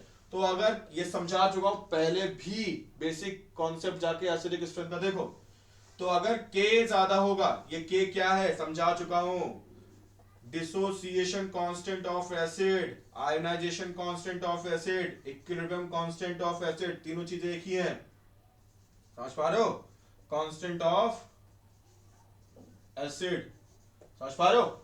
तो अगर ये बड़ा होगा, ऊपर का साइन मतलब क्या, बढ़ेगा, तो फिर ऐसे में एसिडिक स्ट्रेंथ भी क्या होगी, एएस बोले तो एसिडिक स्ट्रेंथ, एसिड की पावर वो भी क्या होगी, बढ़ेगी। H प्लस डोनेशन एबिलिटी बढ़ेगी, सब लिखा चुका हूं। तो ऐसे में ध्यान से देखो, ये R एक कांस्टेंट है, R क्या है, एक कांस्टेंट है जिसकी कई सारी वैल्यू होती है, लेकिन अभी के लिए हम रखेंगे 8.31। समझ पा रहे हो? 8.31 कई सारी वैल्यू होती है, कभी और बात करेंगे इस पे। T यहाँ पे टेम्परेचर है, जो भी क्या रहेगा पॉजिटिव ही रहेगा, जो भी क्या रहेगा पॉजिटिव ही रहेगा। तो जरा ध्यान से देखो, अगर के ये ln क्या है, नेचुरल लॉग है, लॉग के बारे में थोड़ा तो तुमने सुना होगा, ठीक है ना, बाकी फिर इस पे कभी बात करेंगे, अभी ज्यादा हमें इसकी जरूरत नहीं। तो अगर के बढ़ेगा, क्या बढ़ेगा, अगर के बढ़ेगा तो ऐसे में डेल्टा जी स्टैंडर्ड क्या होगा जरा बताना मुझे। मान लो एग्जांपल के तौर पे मैंने क्या बोल दिया, मैंने तुमसे बोल दिया कि के की वैल्यू है अच्छा वीक एसिड्स के लिए आमतौर पे हम बात करते हैं ना, क्योंकि आयोनाइजेशन का खेल उन्हीं पे हम बातें करते हैं। स्ट्रॉन्ग एसिड तो ऑलमोस्ट 100% आयोनाइज हो ही जाते हैं, ठीक है ना। तो आमतौर पे हम वीक एसिड्स की बातें करते हैं, ठीक है, इतना तो तुम्हें आइडिया होगा। तो के जो होगा, मान लो एक रिएक्शन के लिए 10⁻⁻2 है या 10⁻2 ले लो, एक रिएक्शन के लिए मान लेते हैं 10⁻2 और दूसरी रिएक्शन के लिए लेते हैं 10⁻1। सपोज इतना हमने ले लिया, ठीक है ना, इतना ले लिया, ठीक है। ये K1 है, ये K2 है, तो डेल्टा जी स्टैंडर्ड क्या आएगा जरा बताना। डेल्टा जी स्टैंडर्ड 1 क्या आएगा, हेलो, माइनस आर टी, ठीक है ना, minus R T L N K, ये तो आपके पास फॉर्मूला है। तो माइनस आर टी, ठीक है, एल एन 10⁻², तो क्या आ जाएगा जरा बताना मुझे, क्या आ जाएगा। आपको पता है log x to the power n क्या होती है, l log x, तो ये जो 2 है ये बाहर आ जाएगा। तो क्या वैल्यू आएगी जरा फाइनली बताओ, ये चीज जल्दी बना लो, तो रब कर देता हूं इनको। या क्यों रब करना यार, डेल्टा जी स्टैंडर्ड में 2 बाहर आ जाएगा ना, तो -2 RT ln 10 आ जाएगा ना, क्या आ जाएगा, -2 RT ln 10, समझ पा रहे हो। और इसका K2 क्या है 10⁻1, तो उसका क्या आएगा -1 RT ln 10, समझ पा रहे हो। तो आप जरा समझो, डेल्टा जी स्टैंडर्ड की वैल्यू जितनी ज्यादा नेगेटिव में होगी उतना ही तुम्हारे लिए क्या है, सही है ना, अच्छा है ना। तो यहाँ पे जरा समझो कि डेल्टा जी स्टैंडर्ड अगर नेगेटिव, अभी गिब्स एनर्जी चेंज समझाया ना यार, जब नेगेटिव होगा तो सिस्टम खुद काम करना चाहेगा ना, और जितना ज्यादा नेगेटिव होगा इसका मतलब क्या, सिस्टम ने उस काम को करने में उतनी ज्यादा एनर्जी क्या करी है, इन्वेस्ट करी है, उतना ज्यादा चेंज आया है। कुछ आया समझ में। तो यहाँ पे डेल्टा जी स्टैंडर्ड का खेल नेगेटिव होना, और यही अगर के को मैं क्या कर दूं, सुनो सुनो, एक दूसरा एग्जांपल लेते हैं। अगर मैं यहाँ पे लिख देता हूं, अगर मैं के को कर दूं 10⁻², तो 10⁻² कर दूंगा तो डेल्टा जी स्टैंडर्ड क्या हो जाएगा, सीधा माइनस, ये बाहर आएगा तो माइनस माइनस प्लस हो जाएगा, तो 2RT ln 10 हो जाएगा ना। अरे भाई केसी 10⁻², तो 10 तो अंदर बच ही जाएगा ना, तो ये माइनस माइनस प्लस हो जाएगा। तो यहाँ पे डेल्टा जी स्टैंडर्ड आपका क्या आ गया, पॉजिटिव, तो ये क्या हो जाएगा, नॉन स्पॉन्टेनियस, क्या हो जाएगा, ये डेल्टा जी स्टैंडर्ड अगर पॉजिटिव में आएगा तो क्या हो जाएगा, नॉन स्पॉन्टेनियस। कुछ आ रहा समझ में। और यहाँ पे ये क्या है, ये आएगा, यहाँ पे नीचे लिख दे रहा हूं, इतना तो दिखेगा ना यार, दिखेगा तो ही, तो -2RT ln 10, तो माइनस में यहाँ पे, तो ये माइनस में होने की वजह से क्या होगा, अभी समझा है, स्पॉन्टेनियस होगा, और ये क्या होगा, नॉन स्पॉन्टेनियस होगा। तो समझ पाए कि इक्विलिब्रियम कांस्टेंट के प्रोडक्ट की कॉन्सेंट्रेशन पे कैसे डिपेंड करेगा। अगर ये बढ़ेगा तो के बढ़ेगा, तो यानी कि जो जितना अच्छा एसिड होगा उसका के उतना ज्यादा होने वाला है, उसके के, क्योंकि उसका आयोनाइजेशन उतना ज्यादा हो जाएगा, उसके प्रोडक्ट उतने मोर एंड मोर बन जाएंगे ना इक्विलिब्रियम पे, समझ पा रहे हो। तो के की वैल्यू इंपैक्ट किस पे डालेगी, डेल्टा जी स्टैंडर्ड पे। मतलब अगर किसी एसिड के लिए डेल्टा जी स्टैंडर्ड की वैल्यू अगर क्या है, नेगेटिव में है, इसका मतलब क्या है, उसका आयोनाइजेशन क्या ईजियर है ना, समझ पा रहे हो। या वो खुद ही क्या करना चाहता है, आयोनाइज करना चाहता है, या वो आयोनाइज करेगा, आई बात समझ में। तो डेल्टा जी स्टैंडर्ड से उस रिएक्शन के आयोनाइजेशन का आप क्या लगा सकते हो, उस एसिड के स्ट्रेंथ के बारे में थोड़ा आइडिया आप लगा सकते हो, या वो आयोनाइज करेगा भी या नहीं करेगा। एक्चुअली में तो आपको मैं बताऊं तो थर्मोडायनेमिक्स यही आपको समझाता है कि कोई रिएक्शन होगी या नहीं होगी, स्पॉन्टेनियस होगी या नॉन स्पॉन्टेनियस होगी, बाकी उसके बारे में एक्सटेंट किस हद तक हो जाएगी रिएक्शन, ये समझाता है आपको इक्विलिब्रियम कांस्टेंट के, समझ पा रहे हो, मतलब कितना ज्यादा रिएक्शन आगे बढ़ गई। अच्छा एक बात चलो तुम्हें समझा ही देता हूँ, लेकिन रहने दो अभी, ठीक है, इक्विलिब्रियम फिर कभी समझाऊंगा, अभी थोड़ा बहुत आइडिया तुम्हें होगा, उतने से काम चलो। आगे चलते हैं, हटाते हैं इसको, ठीक, समझ आया, बढ़िया।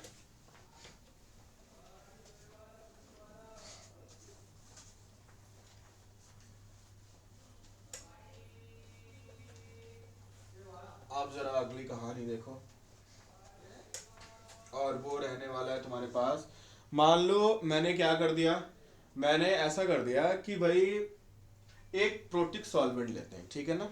अब इसको थोड़ा सा एक्सटेंड करते हैं और एक प्रोटिक सॉल्वेंट का जरा एग्जांपल लेते हैं, ठीक है। प्रोटिक सॉल्वेंट क्या होता है? प्रोटिक सॉल्वेंट ये क्या चीज है, कुछ नया नहीं बता रहे हो। प्रोटिक सॉल्वेंट, प्रोटिक सॉल्वेंट वो है जहां पे हाइड्रोजन किससे लगा हो, hydrogen, hydrogen is bonded with highly electronegative setup like oxygen, nitrogen. मतलब ऐसे सॉल्वेंट्स आप यूज कर रहे हो ना, जैसे एग्जांपल के तौर पे आप क्या ले लो, वाटर ले लो। तो वाटर क्या है, प्रोटिक सॉल्वेंट। समझ पा रहे हो? प्रोटिक वर्ड कहाँ से है, प्रोटॉन से है ना, प्रोटिक सॉल्वेंट। समझ पा रहे हो? अच्छा, तो कहना क्या जा रहे हो, देखो ना यहाँ पे O से लगा H है, तो ये क्या है, एक प्रोटिक सॉल्वेंट है, इलेक्ट्रोनेगेटिव एलिमेंट ऑक्सीजन, ठीक है।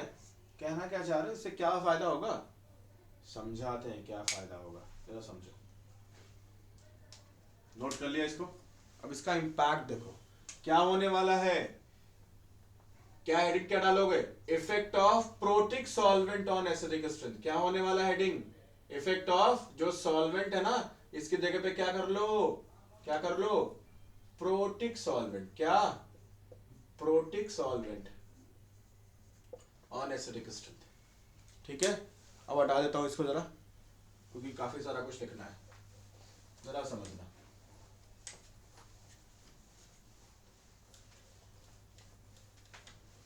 जैसे एग्जांपल लेते हैं, और वो क्या एग्जांपल है, हम बात कर देते हैं अल्कोहल की।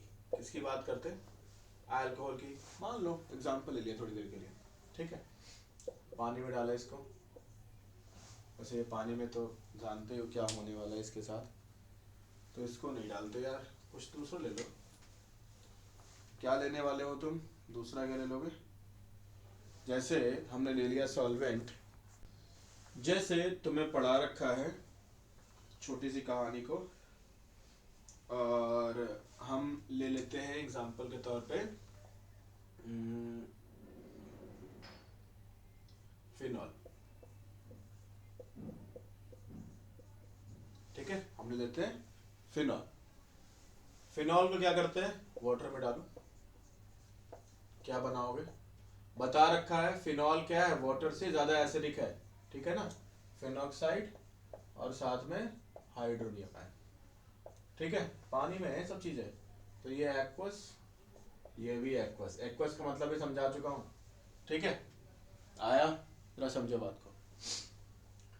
तुम्हें पता है बहुत अच्छे से हाइड्रोजन बॉन्डिंग, कुछ पता है हाइड्रोजन बॉन्डिंग, हाइड्रोजन बॉन्ड ये क्या होता है, ये होता है कि जब हाइड्रोजन किससे लगा हो, highly electronegative element like fluorine. Hydrogen जब किससे लगा हो, ऑक्सीजन। हाइड्रोजन जब किससे लगा हो, नाइट्रोजन। समझ पा रहे हो?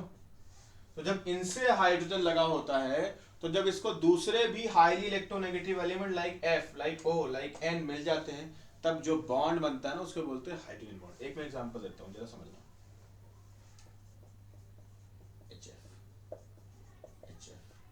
एफ पे पार्शियल नेगेटिव, ज्यादा इलेक्ट्रोनेगेटिव, एच पे पार्शियल पॉजिटिव, कम, रिलेटिवली लेस इलेक्ट्रोनेगेटिव। जरा समझो, तुमने सुना होगा ऊपर की कमाई, ऊपर की कमाई रिश्वत, इतना सब जानते होगा ना, मूवीज वगैरह ने तुम्हें सिखाया होगा, या आसपास की कहानियों से कभी कभी खबरें भी आती हैं, है ना। कितनी रकम पकड़ी गई इस ऑफिसर के घर में, इतनी रकम पकड़ी गई इस नेता के घर में, आय से अधिक संपत्ति, है ना। ये सब बड़ी बड़ी हेडलाइंस तो सुनी होगी ना, रियल लाइफ या मूवीज या न्यूज़पेपर्स या, ठीक है। आप पॉइंट पे आते हैं, जरा समझो। हाइड्रोजन का एक इलेक्ट्रॉन फ्लोरीन के एक इलेक्ट्रॉन ने शेयर करके एक कोवेलेंट बॉन्ड बना लिया। हाइड्रोजन का डुप्लेट कंप्लीट हो गया, फ्लोरीन का ऑक्टेट कंप्लीट हो गया, बात खत्म, दोनों स्टेबल, मजे में। लेकिन फ्लोरीन अपनी तरफ इलेक्ट्रॉन डेंसिटी खींच रहा है, हाइड्रोजन की तरफ से खींच रही है, तो हाइड्रोजन पे पार्शियल पॉजिटिव, फ्लोरीन पे पार्शियल नेगेटिव। मतलब क्या हो रहा है? अब आ गया कौन?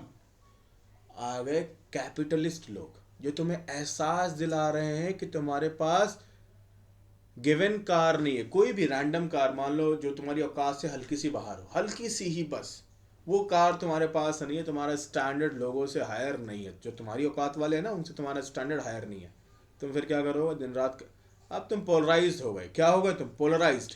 अट्रैक्ट हो गए उस गिवन कार से कि वो गिवन कार खरीदोगे, तुम्हारा स्टैंडर्ड हाई होगा, सोसाइटी में तुम्हें खास एक अट्रैक्शन मिलेगा, लोग सोचेंगे ओ हो मज़ा आ गया, मज़ा आ गया। तो सामने वाले ने तुम्हें तुम्हारा स्टैंडर्ड ऊपर उठाने के लिए तुम्हें लालच दी, तुम अट्रैक्ट हो गए और काम करने लग गए। तो वैसे ये तुम्हारा मस्त थे, तुम ठीक ठाक थे, लेकिन सामने वाले ने तुम्हें क्या किया? पोलराइज कर दिया।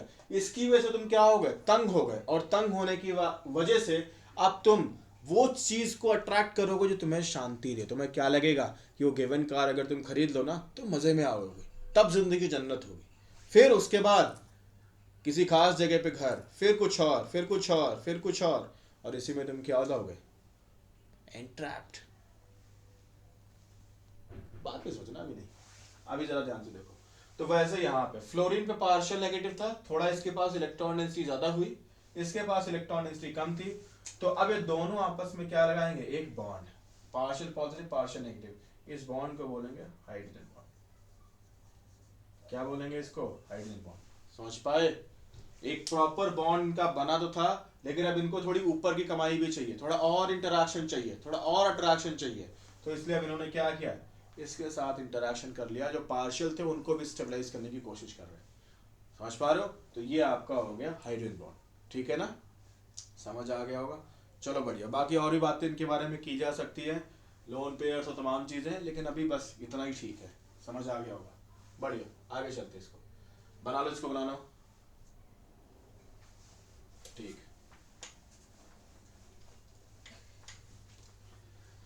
जरा समझना अब। फिनॉल में ओ से लगा एच है कि नहीं है? बोलो। फिनॉल में थोड़ा बेंजीन मेरा बहुत ज्यादा अच्छा बन गया था, अभी थोड़ा कम अच्छा बनाते इसको। ओ से लगा एच है, और वाटर में क्या है? ध्यान दो, ये जो फिनॉल है इसके जो ओ से लगा एच है, और वाटर के पास क्या ओ से लगा एच है कि नहीं? बताओ। तो इसका पार्शियल पॉजिटिव, बताओ इसके साथ अट्रैक्शन करेगा नहीं करेगा? करेगा ना भाई, ऑक्सीजन का पार्शियल नेगेटिव करेगा। हाँ बोलोगे करेगा। या दूसरा भी सर्कस आप बोल सकते हो, क्या? फिनॉल का जो पार्शियल पॉजिटिव है ऑक्सीजन हाइड्रोजन वाला, ये वाटर के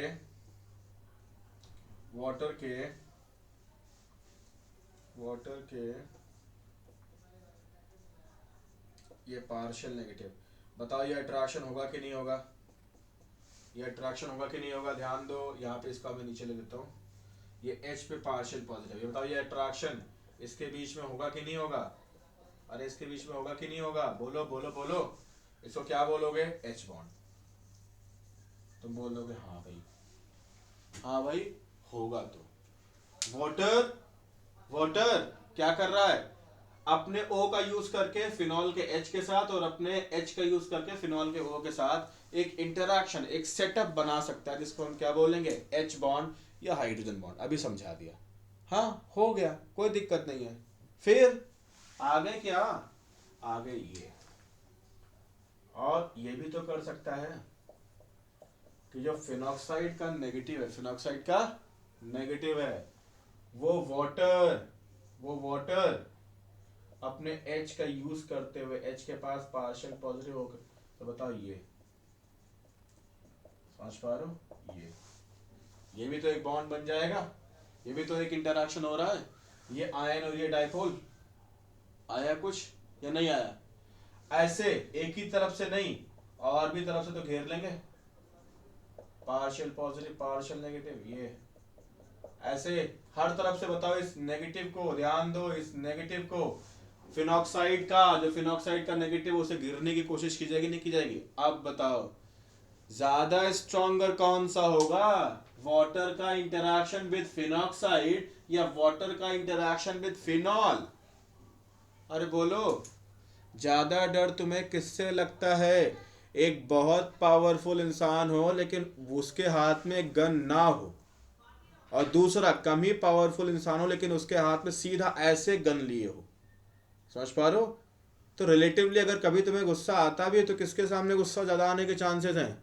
पावरफुल इंसान अगर होगा भी तो जो भी करेगा वो बाद में करेगा ना। सिर्फ तुमने कई बार देखा होगा ना कि किसी पावरफुल इंसान पे जूते फेंक दिए गए, किसी पावरफुल इंसान पे इंक फेंक दी गई उसके चेहरे पे।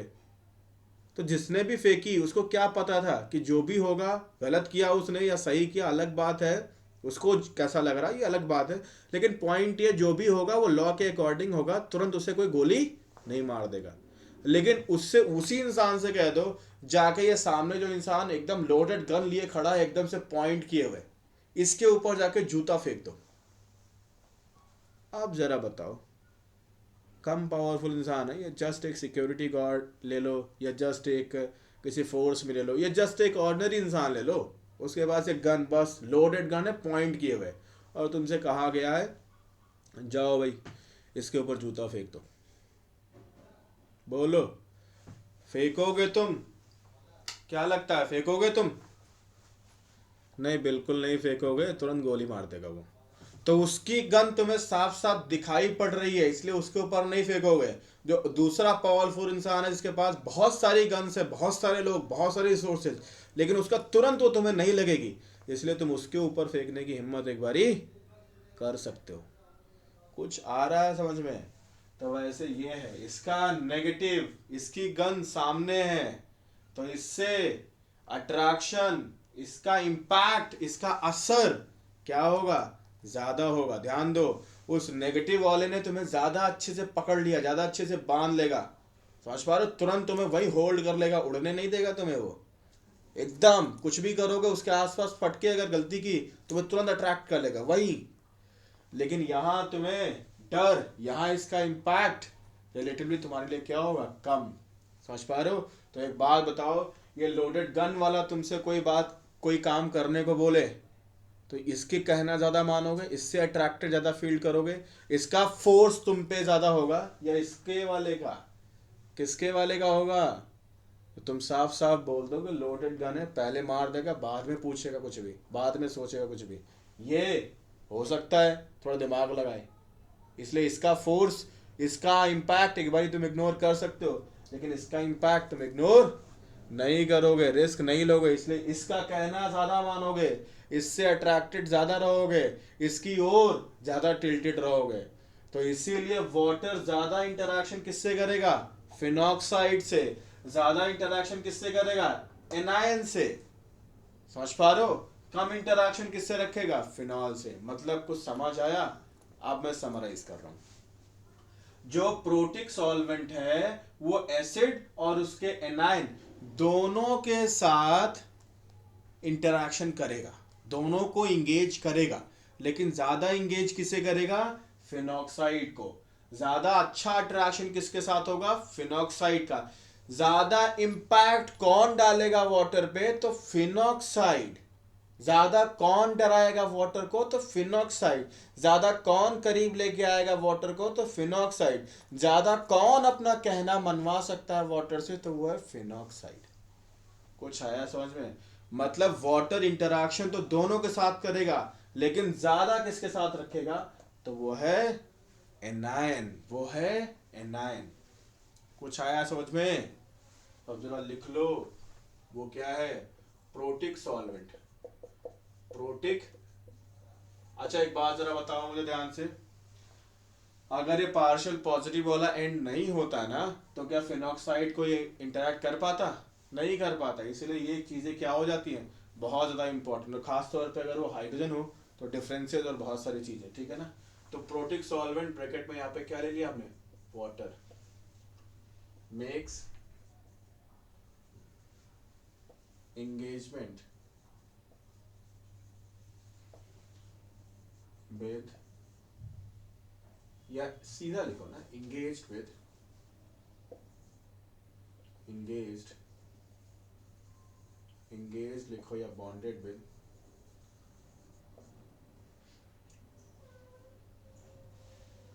conjugate anion as well as given acid, but more attracted towards conjugate anion.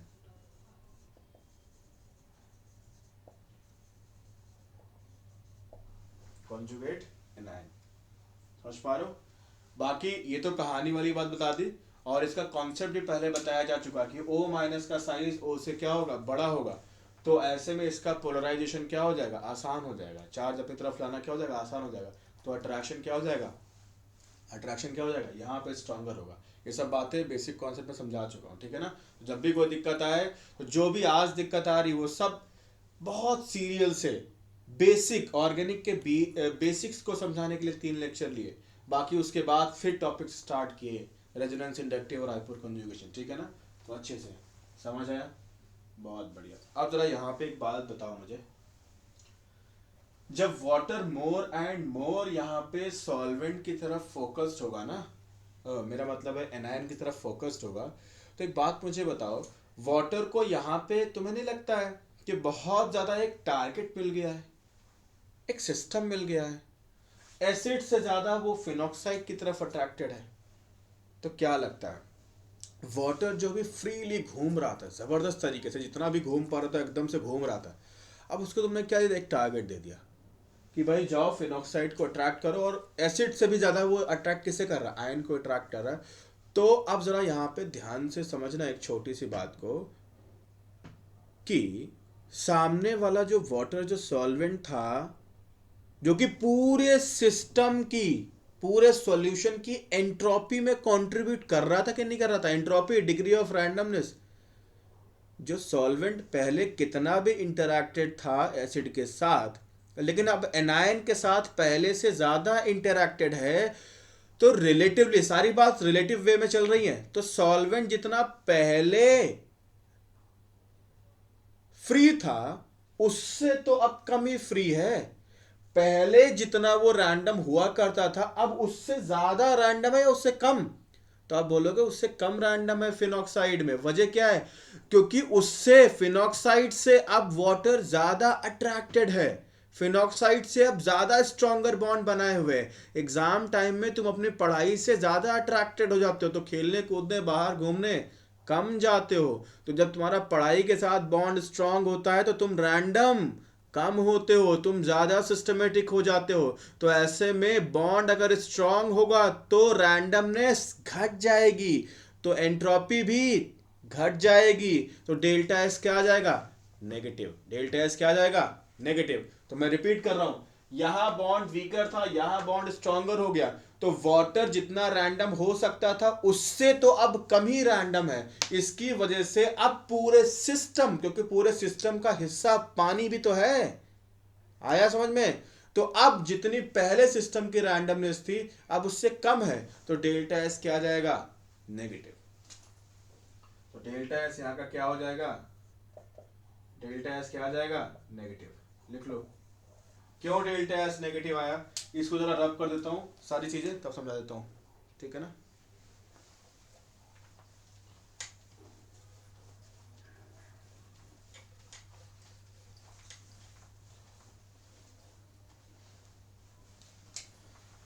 Entropy change लिखो, entropy change becomes negative because water क्या है, प्रोटिक सॉल्वेंट, कोई भी प्रोटिक सॉल्वेंट होगा तो सब पे एप्लीकेबल है। Protic solvent is more attracted, या ऑर्गेनाइज्ड बोल दो, ऑर्गेनाइज्ड, समझ आ रहा है ना, या targeted for conjugate, conjugate acid base समझा चुका हूं, बेसिक कॉन्सेप्ट जाके एसिडिक स्टूडेंट का देखो, मोर अट्रैक्टेड और organised targeted for conjugate anion than its acid, so delta S negative. समझ आया कुछ कि नहीं आया? बोलो भाई, समझ आया? आप जरा समझना एक बड़ी प्यारी सी बात, और वो क्या है समझते हैं। देखो, अगर मैं एग्जांपल ले लूं CH3COOH और एग्जांपल ले लूं CH2FCOOH, ठीक, तो जरा बताना ध्यान से, इसका जो एनायन बनेगा ना वो क्या बनेगा, इसका एनायन क्या बनेगा CH3COO H+, और इसका जो एनायन बनेगा क्या बनेगा CH2FCOO। चलो ध्यान से देखना, ध्यान से, ये F किसकी तरह काम करेगा विड्रॉइंग, और ये CH3 किसकी तरह काम करेगा, CH3 किसकी तरह काम करेगा, CH3 उल्टा कार्बोक्सिलेट को इलेक्ट्रॉन डेंसिटी भेजेगा, इंडक्टिव इफेक्ट, जिसको दिक्कत हो रिवाइज करो। तो ध्यान से देखना, यहां पे ये डोनेट करके कार्बोक्सिलेट को और इलेक्ट्रॉन रिच बना देगा, यहां पे ये विड्रॉ करके कार्बोक्सिलेट को और इलेक्ट्रॉन डेंसिटी को अपनी ओर खींच करके नेगेटिव को कम कर देगा, नेगेटिव का इंपैक्ट कम कर देगा। तो अब जरा ध्यान से देखो, वाटर का जो पार्शियल पॉजिटिव है, जो आकर के एनायन के साथ बॉन्ड बनाने वाला है, वो ज्यादा अच्छे से बॉन्ड किसके साथ बनाएगा, जो पार्शियल पॉजिटिव को जब मोर एंड मोर नेगेटिव मिलेगा यहां पे उसके साथ ज्यादा अच्छा बॉन्ड बनाएगा, या यहां पे जो विड्रॉ करके एफ ने रिलेटिवली नेगेटिव को पहले से कम कर दिया है इसके साथ अच्छा बॉन्ड बनाएगा। तो आपको अच्छे से पता है कि वाटर ज्यादा अच्छा इंटरैक्शन इसके साथ करेगा, क्योंकि यहाँ पे नेगेटिव ज्यादा रिच है, तो ज्यादा अच्छा इंटरैक्शन जब इसके साथ करेगा तो वाटर ज्यादा इंगेज इस एनायन के साथ होगा, कम इंगेज इस एनायन के साथ होगा, ज्यादा वाटर की एंट्रोपी में चेंज, ज्यादा टारगेटेड, ज्यादा ऑर्गेनाइज इसके साथ होगा, क्योंकि इसके नेगेटिव का मैग्नीट्यूड क्या है, ज्यादा है। इसलिए वाटर की एंट्रोपी में चेंज खासतौर पे नेगेटिव में ज्यादा इसके लिए आएगा, इसके लिए कम होगा। इसीलिए चूंकि वाटर अब इस पे ध्यान कम दे रहा है, क्यों कम दे रहा है, क्योंकि ये अपने आप से ही क्या हो सकता है, विड्रॉइंग ग्रुप लगे हैं, इसलिए इसका नेगेटिव स्टेबलाइज हो सकता है। तो वाटर को इस नेगेटिव के साथ बॉन्ड करके, इस नेगेटिव को जब बॉन्ड करता है वाटर तो स्टेबलाइज भी तो करता है, तो वाटर को अब स्टेबलाइज करने की जरूरत कम पड़ेगी इस वाले कार्बोक्सिलेट के नेगेटिव को, और चूंकि अब वाटर की जरूरत कम पड़ेगी इसलिए अब वाटर का ध्यान, वाटर का अट्रैक्शन, वाटर का टारगेट, वाटर का इसमें इंगेजमेंट कम हो जाएगा। तो वाटर अब फ्रीली अपनी मर्जी से काम ज्यादा कर सकता है, यानी कि वाटर अब पहले से रिलेटिवली ज्यादा रैंडम हो सकता है, जितना हो सकता था इस वाले में, इसके कंपैरिजन में वाटर इसमें ज्यादा रैंडम है। तो जब वाटर ज्यादा रैंडम है तो वो सिस्टम का पार्ट है, ऐसे में डेल्टा एस क्या होगा, रिलेटिवली कम घटेगी देन इसके कंपैरिजन में। इसीलिए विड्रॉइंग ग्रुप लगाओगे तो अगर रैंडमनेस क्या होगी, ज्यादा नहीं घटेगी, वाटर का ध्यान ज्यादा इस पे एनायन को स्टेबलाइज करने पे नहीं होगा, तो वाटर रिलेटिवली ज्यादा रैंडम होगा। तो रैंडमनेस अगर बढ़ेगी तो उस काम को तो आप करना चाहोगे, उस काम की तरफ भागना चाहोगे, उस काम की तरफ दौड़ना चाहोगे, मतलब उस काम के लिए आप स्पॉन्टेनियस हो जाओगे। इसीलिए विड्रॉइंग ग्रुप को जब आप लगाते हो तो रैंडमनेस ओवरऑल सिस्टम की पहले से ज्यादा होती है, इसीलिए एसिडिक स्ट्रेंथ भी क्या हो जाती है, ज्यादा। कुछ आया समझ में? विड्रॉइंग ग्रुप का इंपैक्ट, ये क्या हेडिंग डाल सकते हो, impact of withdrawing group. Withdrawing group, समझ पा रहे हो? Impact of withdrawing group on protic solvent, ठीक है ना, एंड इट्स एंट्रोपी, समझ आया? जल्दी से इसको पॉज करके बना लो, नोट कर लो भाई, से नोट कर लो, ठीक है ना, कि विथड्रॉइंग ग्रुप जब आपने लगा दिया तो उससे क्या फायदा हुआ कि पहले से एंथैल्पी चेंज भी अब मोर नेगेटिव है, और साथ ही साथ पहले से एंट्रोपी का इम्पैक्ट आपको समझा ही चुका हूँ। पीके बोलो तो अब पीके आपको पता होगा, समझा चुका हूँ, बेसिक एसिडिक स्ट्रेंथ का देखोगे तो पता लग जाएगा, ठीक है ना, कि पीके ज़्यादा होगा तो एसिडिक स्ट्रेंथ कम होता है। तो ये सारी कहानियाँ जरा, मतलब यहाँ पे ऑर्गेनिक केमिस्ट्री को फिजिकल केमिस्ट्री के साथ कैसे जोड़ा है, इस पे बेस्ड क्वेश्चन आपसे पूछे जा सकते हैं, ठीक है ना। हटाते हैं इसको, कुछ और भी कहानी करते हैं, ठीक है। नेक्स्ट, पॉज करके बना लो जल्दी से। एक छोटी सी बात और समझ लो, जो है तो बहुत बेसिक ही, लेकिन बस वो दिखाना ज़रूरी हो सकता है आन वक्त पे आपको ध्यान में ना आए। जैसे मान लो मैं बोल रहा हूँ एसिटिक एसिड, ठीक है, और ये आयनाइज करके आपको दे रहा है एसीटेट और साथ में H+, तो बताओ यहाँ पे सिर्फ एक ही आयन था, यहाँ पे कितने आयन हो गए? 2। यहाँ पे एसीटेट और H+ एक ही साथ है, बंधे हुए हैं, तो बंधे होने से एंट्रोपी क्या होगी? कम ना। यहाँ पे एंट्रोपी क्या हो जाएगी? ज़्यादा रैंडम हो सकते हैं ना, ज़्यादा फ्री। तो इसका delta S of ionisation, entropy change of ionisation, वो क्या है? प्रोडक्ट साइड में 2 है, रिएक्टेंट साइड में 1 है, तो क्या है? 1, यानी कि delta S of ionisation, I for ionisation, ये क्या है? पॉजिटिव। और एंट्रोपी चेंज अगर पॉजिटिव होता है तो ऐसा काम आमतौर पे आप करना चाहते हो ना, कोई दिक्कत तो नहीं है, मजा आएगा आपको, रैंडमनेस आपकी बढ़ेगी।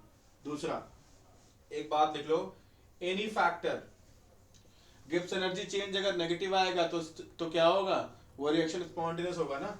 Any factor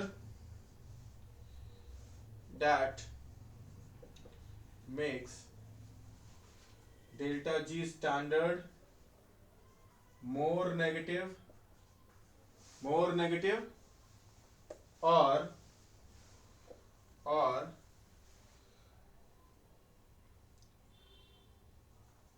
makes less positive than prior, पहले लिखना था than prior,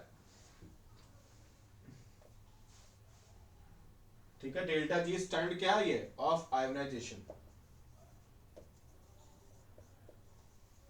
ठीक है ना। तो वो क्या होगा? वो एसिडिक स्ट्रेंथ को बढ़ाने का काम करेगा, हटाने का, कि किसका काम करेगा? वो मेक्स एसिड स्ट्रॉन्गर,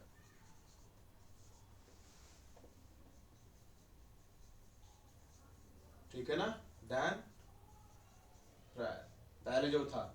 जैसे आप जानते हो ना कि CH3COOH और CH3 में से एक H हटा के फ्लोरीन लगा दो, तो विड्रॉइंग ग्रुप है ना, वो क्या करेगा?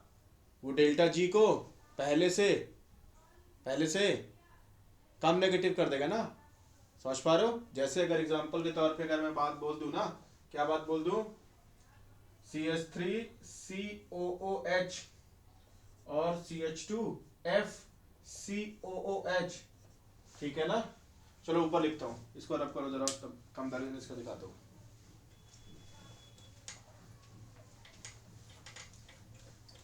देखो, CH3COOH और CH2FCOOH, तो अगर इसकी एंट्रोपी गिब्स एनर्जी चेंज अगर x है और इसकी क्या है? y, समझ पा रहे हो? x और y, तो किसकी entropy change, sorry Gibbs energy change अगर इसका है तो सोच के बताओ किसका बड़ा होगा, किसका छोटा, ठीक है। तो अब मान लेते हैं कि दोनों का क्या है? अगर पॉजिटिव में, दोनों का अगर पॉजिटिव में है तो ज्यादा पॉजिटिव किसका होगा? इसका, देन इससे। तो इसलिए क्या होगा? x क्या होगा? ये बड़ा होगा y से, क्योंकि डेल्टा G स्टैंडर्ड को तो हमें लेस पॉजिटिव भी बनाना ना, कम से कम पॉजिटिव होगा, तो इससे क्या होगा? पहले से गड्ढा अब छोटा हो गया ना, तो ऐसे में अब रिएक्शन रिलेटिवली ज्यादा फिजिबल होगी। मतलब मेरा मतलब है आयोनाइजेशन जितना पहले हो रहा था कम से कम उससे तो ज्यादा ही होगा, तो ऐसे में एसिडिक स्ट्रेंथ क्या होगी? बढ़ेगी। समझ पा रहे हो? अच्छा ठीक है, आप उसको पॉजिटिव नेगेटिव से जोड़ सकते हो, बहुत सारे फैक्टर्स हैं, लेकिन पॉइंट यहाँ पे ये है कि एक्सटर्नल एजेंसी भी तो काम करती है। समझ पा रहे हो? तो ये सारे फंडे हैं, बात करेंगे उस पर, ठीक है ना। तो यहाँ पे ध्यान दो, अभी मैं क्या बोल रहा हूँ कि अगर इसका ज्यादा पॉजिटिव होगा तो इसका कम पॉजिटिव होगा, तो कम पॉजिटिव होना भी तो एक तरह से नेगेटिव की तरफ बढ़ना है ना, मतलब जो फेवरेबल कंडीशन है उसकी तरफ बढ़ रहे हो। तो ऐसे में ये जितना भी एसिडिक होगा उससे तो ज्यादा ही एसिडिक होगा ना, ये बात मैं बोल रहा हूँ, कंफ्यूज मत हो जाना यार, ठीक है ना। समझ पा रहे हो? बहुत बढ़िया, बना लो। एक काम और भी देख लो जरा ध्यान से, ये तो एक नोट कि carboxylic acid which have less than 5 carbon atoms, less than 5 carbon atoms are soluble in water, higher अगर उससे ज्यादा होंगे कार्बन तो not appreciably soluble in, but these are soluble in aqueous KOH और NaOH। ठीक है ना, आई बात समझना, जरा इस बात को समझ लेना। देखो जो कार्बोक्सिलिक एसिड का यहाँ पे दिखा रहा हूं, जो कार्बोक्सिलिक एसिड का आर ये वाला पार्ट होता है ये हाइड्रोफोबिक होता है। क्या होता है ये? हाइड्रोफोबिक होता है। ऊपर से जितना बड़ा होता जाएगा तो साइज भी बढ़ती जाएगी, तो साइज का भी इम्पैक्ट सॉल्युबिलिटी पे पड़ता है, जिसके बारे में अभी जब एमीन्स पढ़ रहे होंगे तो डिटेल में मैं आपको समझाने वाला हूँ। कुछ आया समझ में? तो आपको ये बात समझनी पड़ेगी कि आर अगर बढ़ता जाएगा, जो कि बेसिकली क्या हाइड्रोफोबिक है, ऊपर से इसके साइज का भी इम्पैक्ट होगा, तो जिस वजह से हायर कार्बोक्सिलिक एसिड्स क्या होंगे, बहुत ज़्यादा सोल्यूबल आपको नहीं मिलने वाले हैं। ऑल्दो आयनाइज करने के बाद ये कार्बोक्सिलेट बनेंगे फिर भी। समझ पा रहे हो? ठीक है, इस बात को समझ लेना, ये तो बेसिक बात हो गई। अब अगली कहानी जरा समझना। हाइड्रोफोबिक मतलब वाटर रिपेलेंट ना, आर पार्ट। क्यों आर पार्ट? क्योंकि कार्बन हाइड्रोजन के बीच में बहुत ज्यादा इलेक्ट्रोनेगेटिविटी डिफरेंस होता नहीं है, तो ये बहुत ज्यादा पोलर नहीं होते यार। एल्केन्स जब पढ़ाऊंगा तो और भी डिटेल में इनके बारे में थोड़ी और बातें करूंगा, ठीक है ना। जरा ध्यान से सुनना ये। अच्छा एक बात ये भी आपको बताया था, बेसिक एसिडिक स्ट्रेंथ का जो बेसिक वाला लेक्चर है उसको जाकर देखो, अच्छे समझ आ जाएगा कि हमेशा स्ट्रॉन्ग पार्ट से वीक पार्ट की तरफ जाने की कोशिश करते हैं, क्योंकि वीक जितना होंगे उतना स्टेबिलिटी ज्यादा होगी, एनर्जी कम होगी ना। समझ पा रहे हो? वीक वाले क्या होंगे? स्टेबल ज्यादा होंगे ना, ये आगे बढ़ने की कोशिश। अरे भाई तुम अगर वीक हो जाओगे ना, कमजोर हो जाओगे, तुम आगे बढ़ने के बारे में बहुत नहीं सोचोगे, आगे बढ़ने के बारे में बहुत नहीं सोचोगे, तुम रिएक्टिव नहीं होगे, रिएक्टिव नहीं होगे तो अब तुम अपनी जगह पे क्या होगे? मस्त मजे में एकदम स्टेबल। समझ पा रहे हो? और हर कोई क्या चाहता है? स्टेबिलिटी तो चाहता है, जितनी हो सके उतनी काम चोरी की जा सके ना, आमतौर पर लोगों का यही मानना है। समझ पा रहे हो? वो कहते नहीं सिक्योर जॉब, सिक्योर जॉब मतलब मैक्सिमम काम चोरी मिनिमम काम, कोई दिक्कत तो नहीं, मतलब तुम्हें निकाला नहीं जा सकता, तुम गड़बड़ करो फिर भी। थोड़ा मैं हार्श हो रहा हूँ, बट ऐसा लोगों का मानना है, सोसाइटी का हिस्सा हो तो थोड़ा बहुत तो तुम्हें पता होगा। आई बात समझे? मैं नहीं समझता क्या सही क्या गलत, बट जो लोगों का परसेप्शन है जरा समझो यहाँ पे। तो ये कार्बोक्सिलिक एसिड तुम जानते हो वाटर से स्ट्रॉन्गर है, क्योंकि यहाँ पे कार्बोक्सिलिक एसिड H+ दे रहा है, हाइड्रोक्साइड H+ ले रहा है, तो इसलिए ये बेस की तरह काम करेगा। H+ लेने वाला कॉन्जुगेट एसिड बेस पेयर समझा चुका हूँ, ये एसिड की तरह। जब स्ट्रॉन्गर एसिड बोलता हूँ तो स्ट्रॉन्गर एसिड मतलब ओवरऑल केमिस्ट्री में नहीं, H2O के कॉन्टेक्स्ट में कार्बोक्सिलिक एसिड ज्यादा स्ट्रॉन्गर होता है, आपको अच्छे से पता है, ठीक है ना। आई बात? ऑर्डर भी समझा चुका हूँ एसिडिक स्ट्रेंथ का। तो इस तरीके से ये ज्यादा स्ट्रॉन्गर है, ये वीकर है, तो स्ट्रॉन्ग से आप वीक की तरफ जा रहे हो, मतलब स्टेबिलिटी आपकी बढ़ रही है, आप मजे में हो रहे हो, आप जाना चाहोगे। ये स्ट्रॉन्गर बेस से आप वीकर बेस में जा रहे हो, क्योंकि यहाँ पे OH माइनस है, यहाँ पे कार्बोक्सिलेट का जो नेगेटिव है पढ़ा चुका हूँ, इक्विवेलेंट रेजोनेंस है, रेजोनेंस स्टेबलाइज्ड है, तो कार्बोक्सिलेट ज्यादा स्टेबल होगा, इसीलिए क्या होगा? ये भी मजे में होगा। तो इन दोनों की परेशानियां घट के मजे में बदल रही हैं, दोनों स्ट्रॉन्ग स्ट्रॉन्ग वीक वीक में जा रहे हैं, तो इस यहाँ पे स्टेबिलिटी बढ़ रही है, भागना चाहेंगे, रिएक्शन होना चाहिए, इसलिए टिक लगाया। चलो यहाँ देखो, अल्कोहल आपको पता है, अल्कोहल एक वीक एसिड है, ठीक है ना। KOH के साथ रिएक्शन करके H+ दिया, RO - K+ बना और साथ में H2। तो आपको पता है अच्छे से कि अल्कोहल से अच्छा एसिड होता है वाटर। यहाँ जब स्ट्रॉन्गर एसिड बोल रहा हूं तो ये किसी के कॉन्टेक्स्ट में, तो अल्कोहल से अच्छा एसिड है वाटर, और KOH से अच्छा बेस है, KOH से अच्छा बेस है RO - K+, एल्कोक्साइड।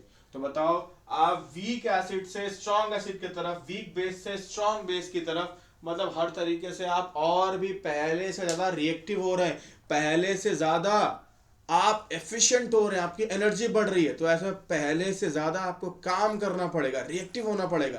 काम चोरी आप नहीं कर पाओगे ना, तो स्टेबल भी नहीं रह पाओगे ना। तो वो सिक्योरिटी, वो स्टेबिलिटी, वो सेटल हो जाना, वो सब आपका नहीं चल पाएगा ना। तो ऐसे में फिर क्या होगी, आपकी परेशानियां बढ़ेंगी, आप क्या होंगे, अनस्टेबल। और आप नहीं चाहते ना हैक्टिक जॉब, अनस्टेबिलिटी, रिएक्टिविटी, बहुत ज़्यादा ग्रोथ। आमतौर पे लोगों का तो यही मानना है जल्दी से सेटल हो जाओ, मस्त हो जाओ, मज़े में हो जाओ, ज़्यादा भाग दौड़ की क्या ज़रूरत है। तो वही कहानी यहाँ भी है। फिर ये भी तो भाग दौड़ नहीं करना चाहेंगे, तुम ही तो ये हो, समझ पा रहे हो। भाग दौड़ फिर नहीं करना चाहोगे तो आगे उस तरफ क्यों भागना चाहोगे, उस तरफ क्यों जाना चाहोगे, इसलिए नहीं जाना चाहोगे, इसलिए क्रॉस है। इसलिए alcohol strong bases like potassium hydroxide, sodium hydroxide से रिएक्शन नहीं करता है। नोट कर लो इसको सब पूरा। यहाँ जितना वीकर स्ट्रॉन्गर है वो रिलेटिव है, समझ पा रहे हो। नोट कर लो जल्दी से, देख लो जरा ध्यान से। आपको पता है कि अगर एसिडिक स्ट्रेंथ के ऑर्डर को देखो, किसके, एसिडिक स्ट्रेंथ के ऑर्डर को, तो आपको अच्छे से पता है, समझा चुका हूं एसिडिक स्ट्रेंथ के ऑर्डर में, phenol is more acidic then water, is more acidic then alcohol. ठीक है, तो फिनॉल ने H प्लस दिया हाइड्रोक्साइड को, तो खुद फिनॉक्साइड मतलब बेस बन गया, और OH माइनस ने H प्लस लिया तो ये H2O बन गया। मतलब ये एसिड है इधर का और ये एसिड है इधर का। आपको पता है ये स्ट्रॉन्गर एसिड है देन वाटर से, इसलिए स्ट्रॉन्ग से आप वीक एसिड की तरफ जा रहे हो, समझ पा रहे हो। अगर लौटोगे कभी तो लौटने पे ये H प्लस देगा तब तो लौट पाओगे ना, तो फिर ये एसिड की तरह बिहेव करेगा। तो इसलिए आप स्ट्रॉन्गर एसिड से वीकर एसिड की तरफ जा रहे हो। ऊपर से KOH और फिनॉक्साइड में आपको अच्छे से पता है कि फिनॉक्साइड वीक बेस होने वाला है, क्योंकि फिनॉक्साइड में जो नेगेटिव है वो रेजोनेंस स्टेबलाइज्ड है, और रेजोनेंस स्टेबलाइज होने की वजह से स्टेबिलिटी क्या हो जाएगी, बढ़ जाएगी। सब पढ़ा चुका हूं, जाके प्रीवियस वीडियोस देखो एसिडिक स्ट्रेंथ के। तो ये रेजोनेंस स्टेबलाइज्ड है, इसलिए ज्यादा स्टेबल एनायन होगा, इसलिए ये कमजोर बेस होगा। जितनी स्टेबिलिटी बढ़ेगी उतना ही नेगेटिव का इस्तेमाल कम से कम करेगा। जितना तुम्हारी स्टेबिलिटी बढ़ जाएगी, अपने पोटेंशियल का इस्तेमाल उतना कम करोगे, उतना ही कामचोर हो जाओगे ना। आमतौर पे परसेप्शन तो यही है, लोगों का यही मानना है, समझ पा रहे हो। तो इसलिए क्या होगा, रिएक्टिव तुम कम हो जाओगे, इम्पैक्ट तुम्हारा क्या हो जाएगा, कम हो जाएगा। समझ पा रहे हो, नहीं समझ पा रहे हो। तो वही इसीलिए क्या कहते हैं कि मोर एंड मोर चुनौतियां लो, मोर एंड मोर क्या लो, चैलेंजेस लो। इससे क्या होगा, तुम्हारे अंदर का जो पोटेंशियल है वो क्या होगा, निखर के बाहर आएगा, तुम लड़ना सीखोगे, जुझारू बनोगे। अदरवाइज अगर जल्दी से सिक्योर हो गए, जल्दी से स्टेबल हो गए, तो फिर क्या होगा, जंग लग जाएगी। फिर तुम दुनिया पे कुछ इम्पैक्ट डाल सकते थे, जब चैलेंजेस ही नहीं आए, तुम सेटल हो गए ना, तो अब कहाँ इम्पैक्ट डाल पाओगे। एक नॉर्मल इंसान की तरह जी के 60-70 साल मर जाओगे। आई बात समझे, हो गई कहानी, नोट कर लो इसको। तो आप बताओ, फिनॉल दोनों स्ट्रॉन्गर से वीकर की तरफ जा रहा है, स्टेबिलिटी बढ़ रही है, मौज बढ़ रही है, तो जाना चाहेंगे ना मस्ती से, तो ये रिएक्शन फिजिबल है, ये रिएक्शन हो जाएगी। समझ पा रहे हो। आप जाओ ध्यान से देखो, हटा रहा हूं इसको, कॉपी कर लो जल्दी से पॉज करके। ठीक है, अब जरा समझना एक छोटी सी बात, जो अल्कोहल और फिनॉल वाला जो दोनों अभी समझाया ना तुम्हें KOH की कहानी को, तो उन्हीं दोनों एग्जांपल्स का मैं रेफरेंस ले रहा हूं। फ्रॉम लिखो, from above two examples it is clear. ओ भाई, टिक और क्रॉस का सिग्निफिकेंस है, क्रॉस जो अल्कोहल वाले में लगाया मतलब वो नहीं होगा रिएक्शन, ठीक है ना। फिर कुछ भी समझ लो, from above two examples it is clear that phenol reacts with stronger bases like NaOH or KOH, but alcohol important है, याद रखिए, वो ऑर्गेनिक में आगे बहुत काम आएगा। अल्कोहल डजंट, बट अल्कोहल नहीं करेगा। क्यों नहीं करेगा, समझा दिया तुम्हें, नोट कर लो, आगे चलते हैं।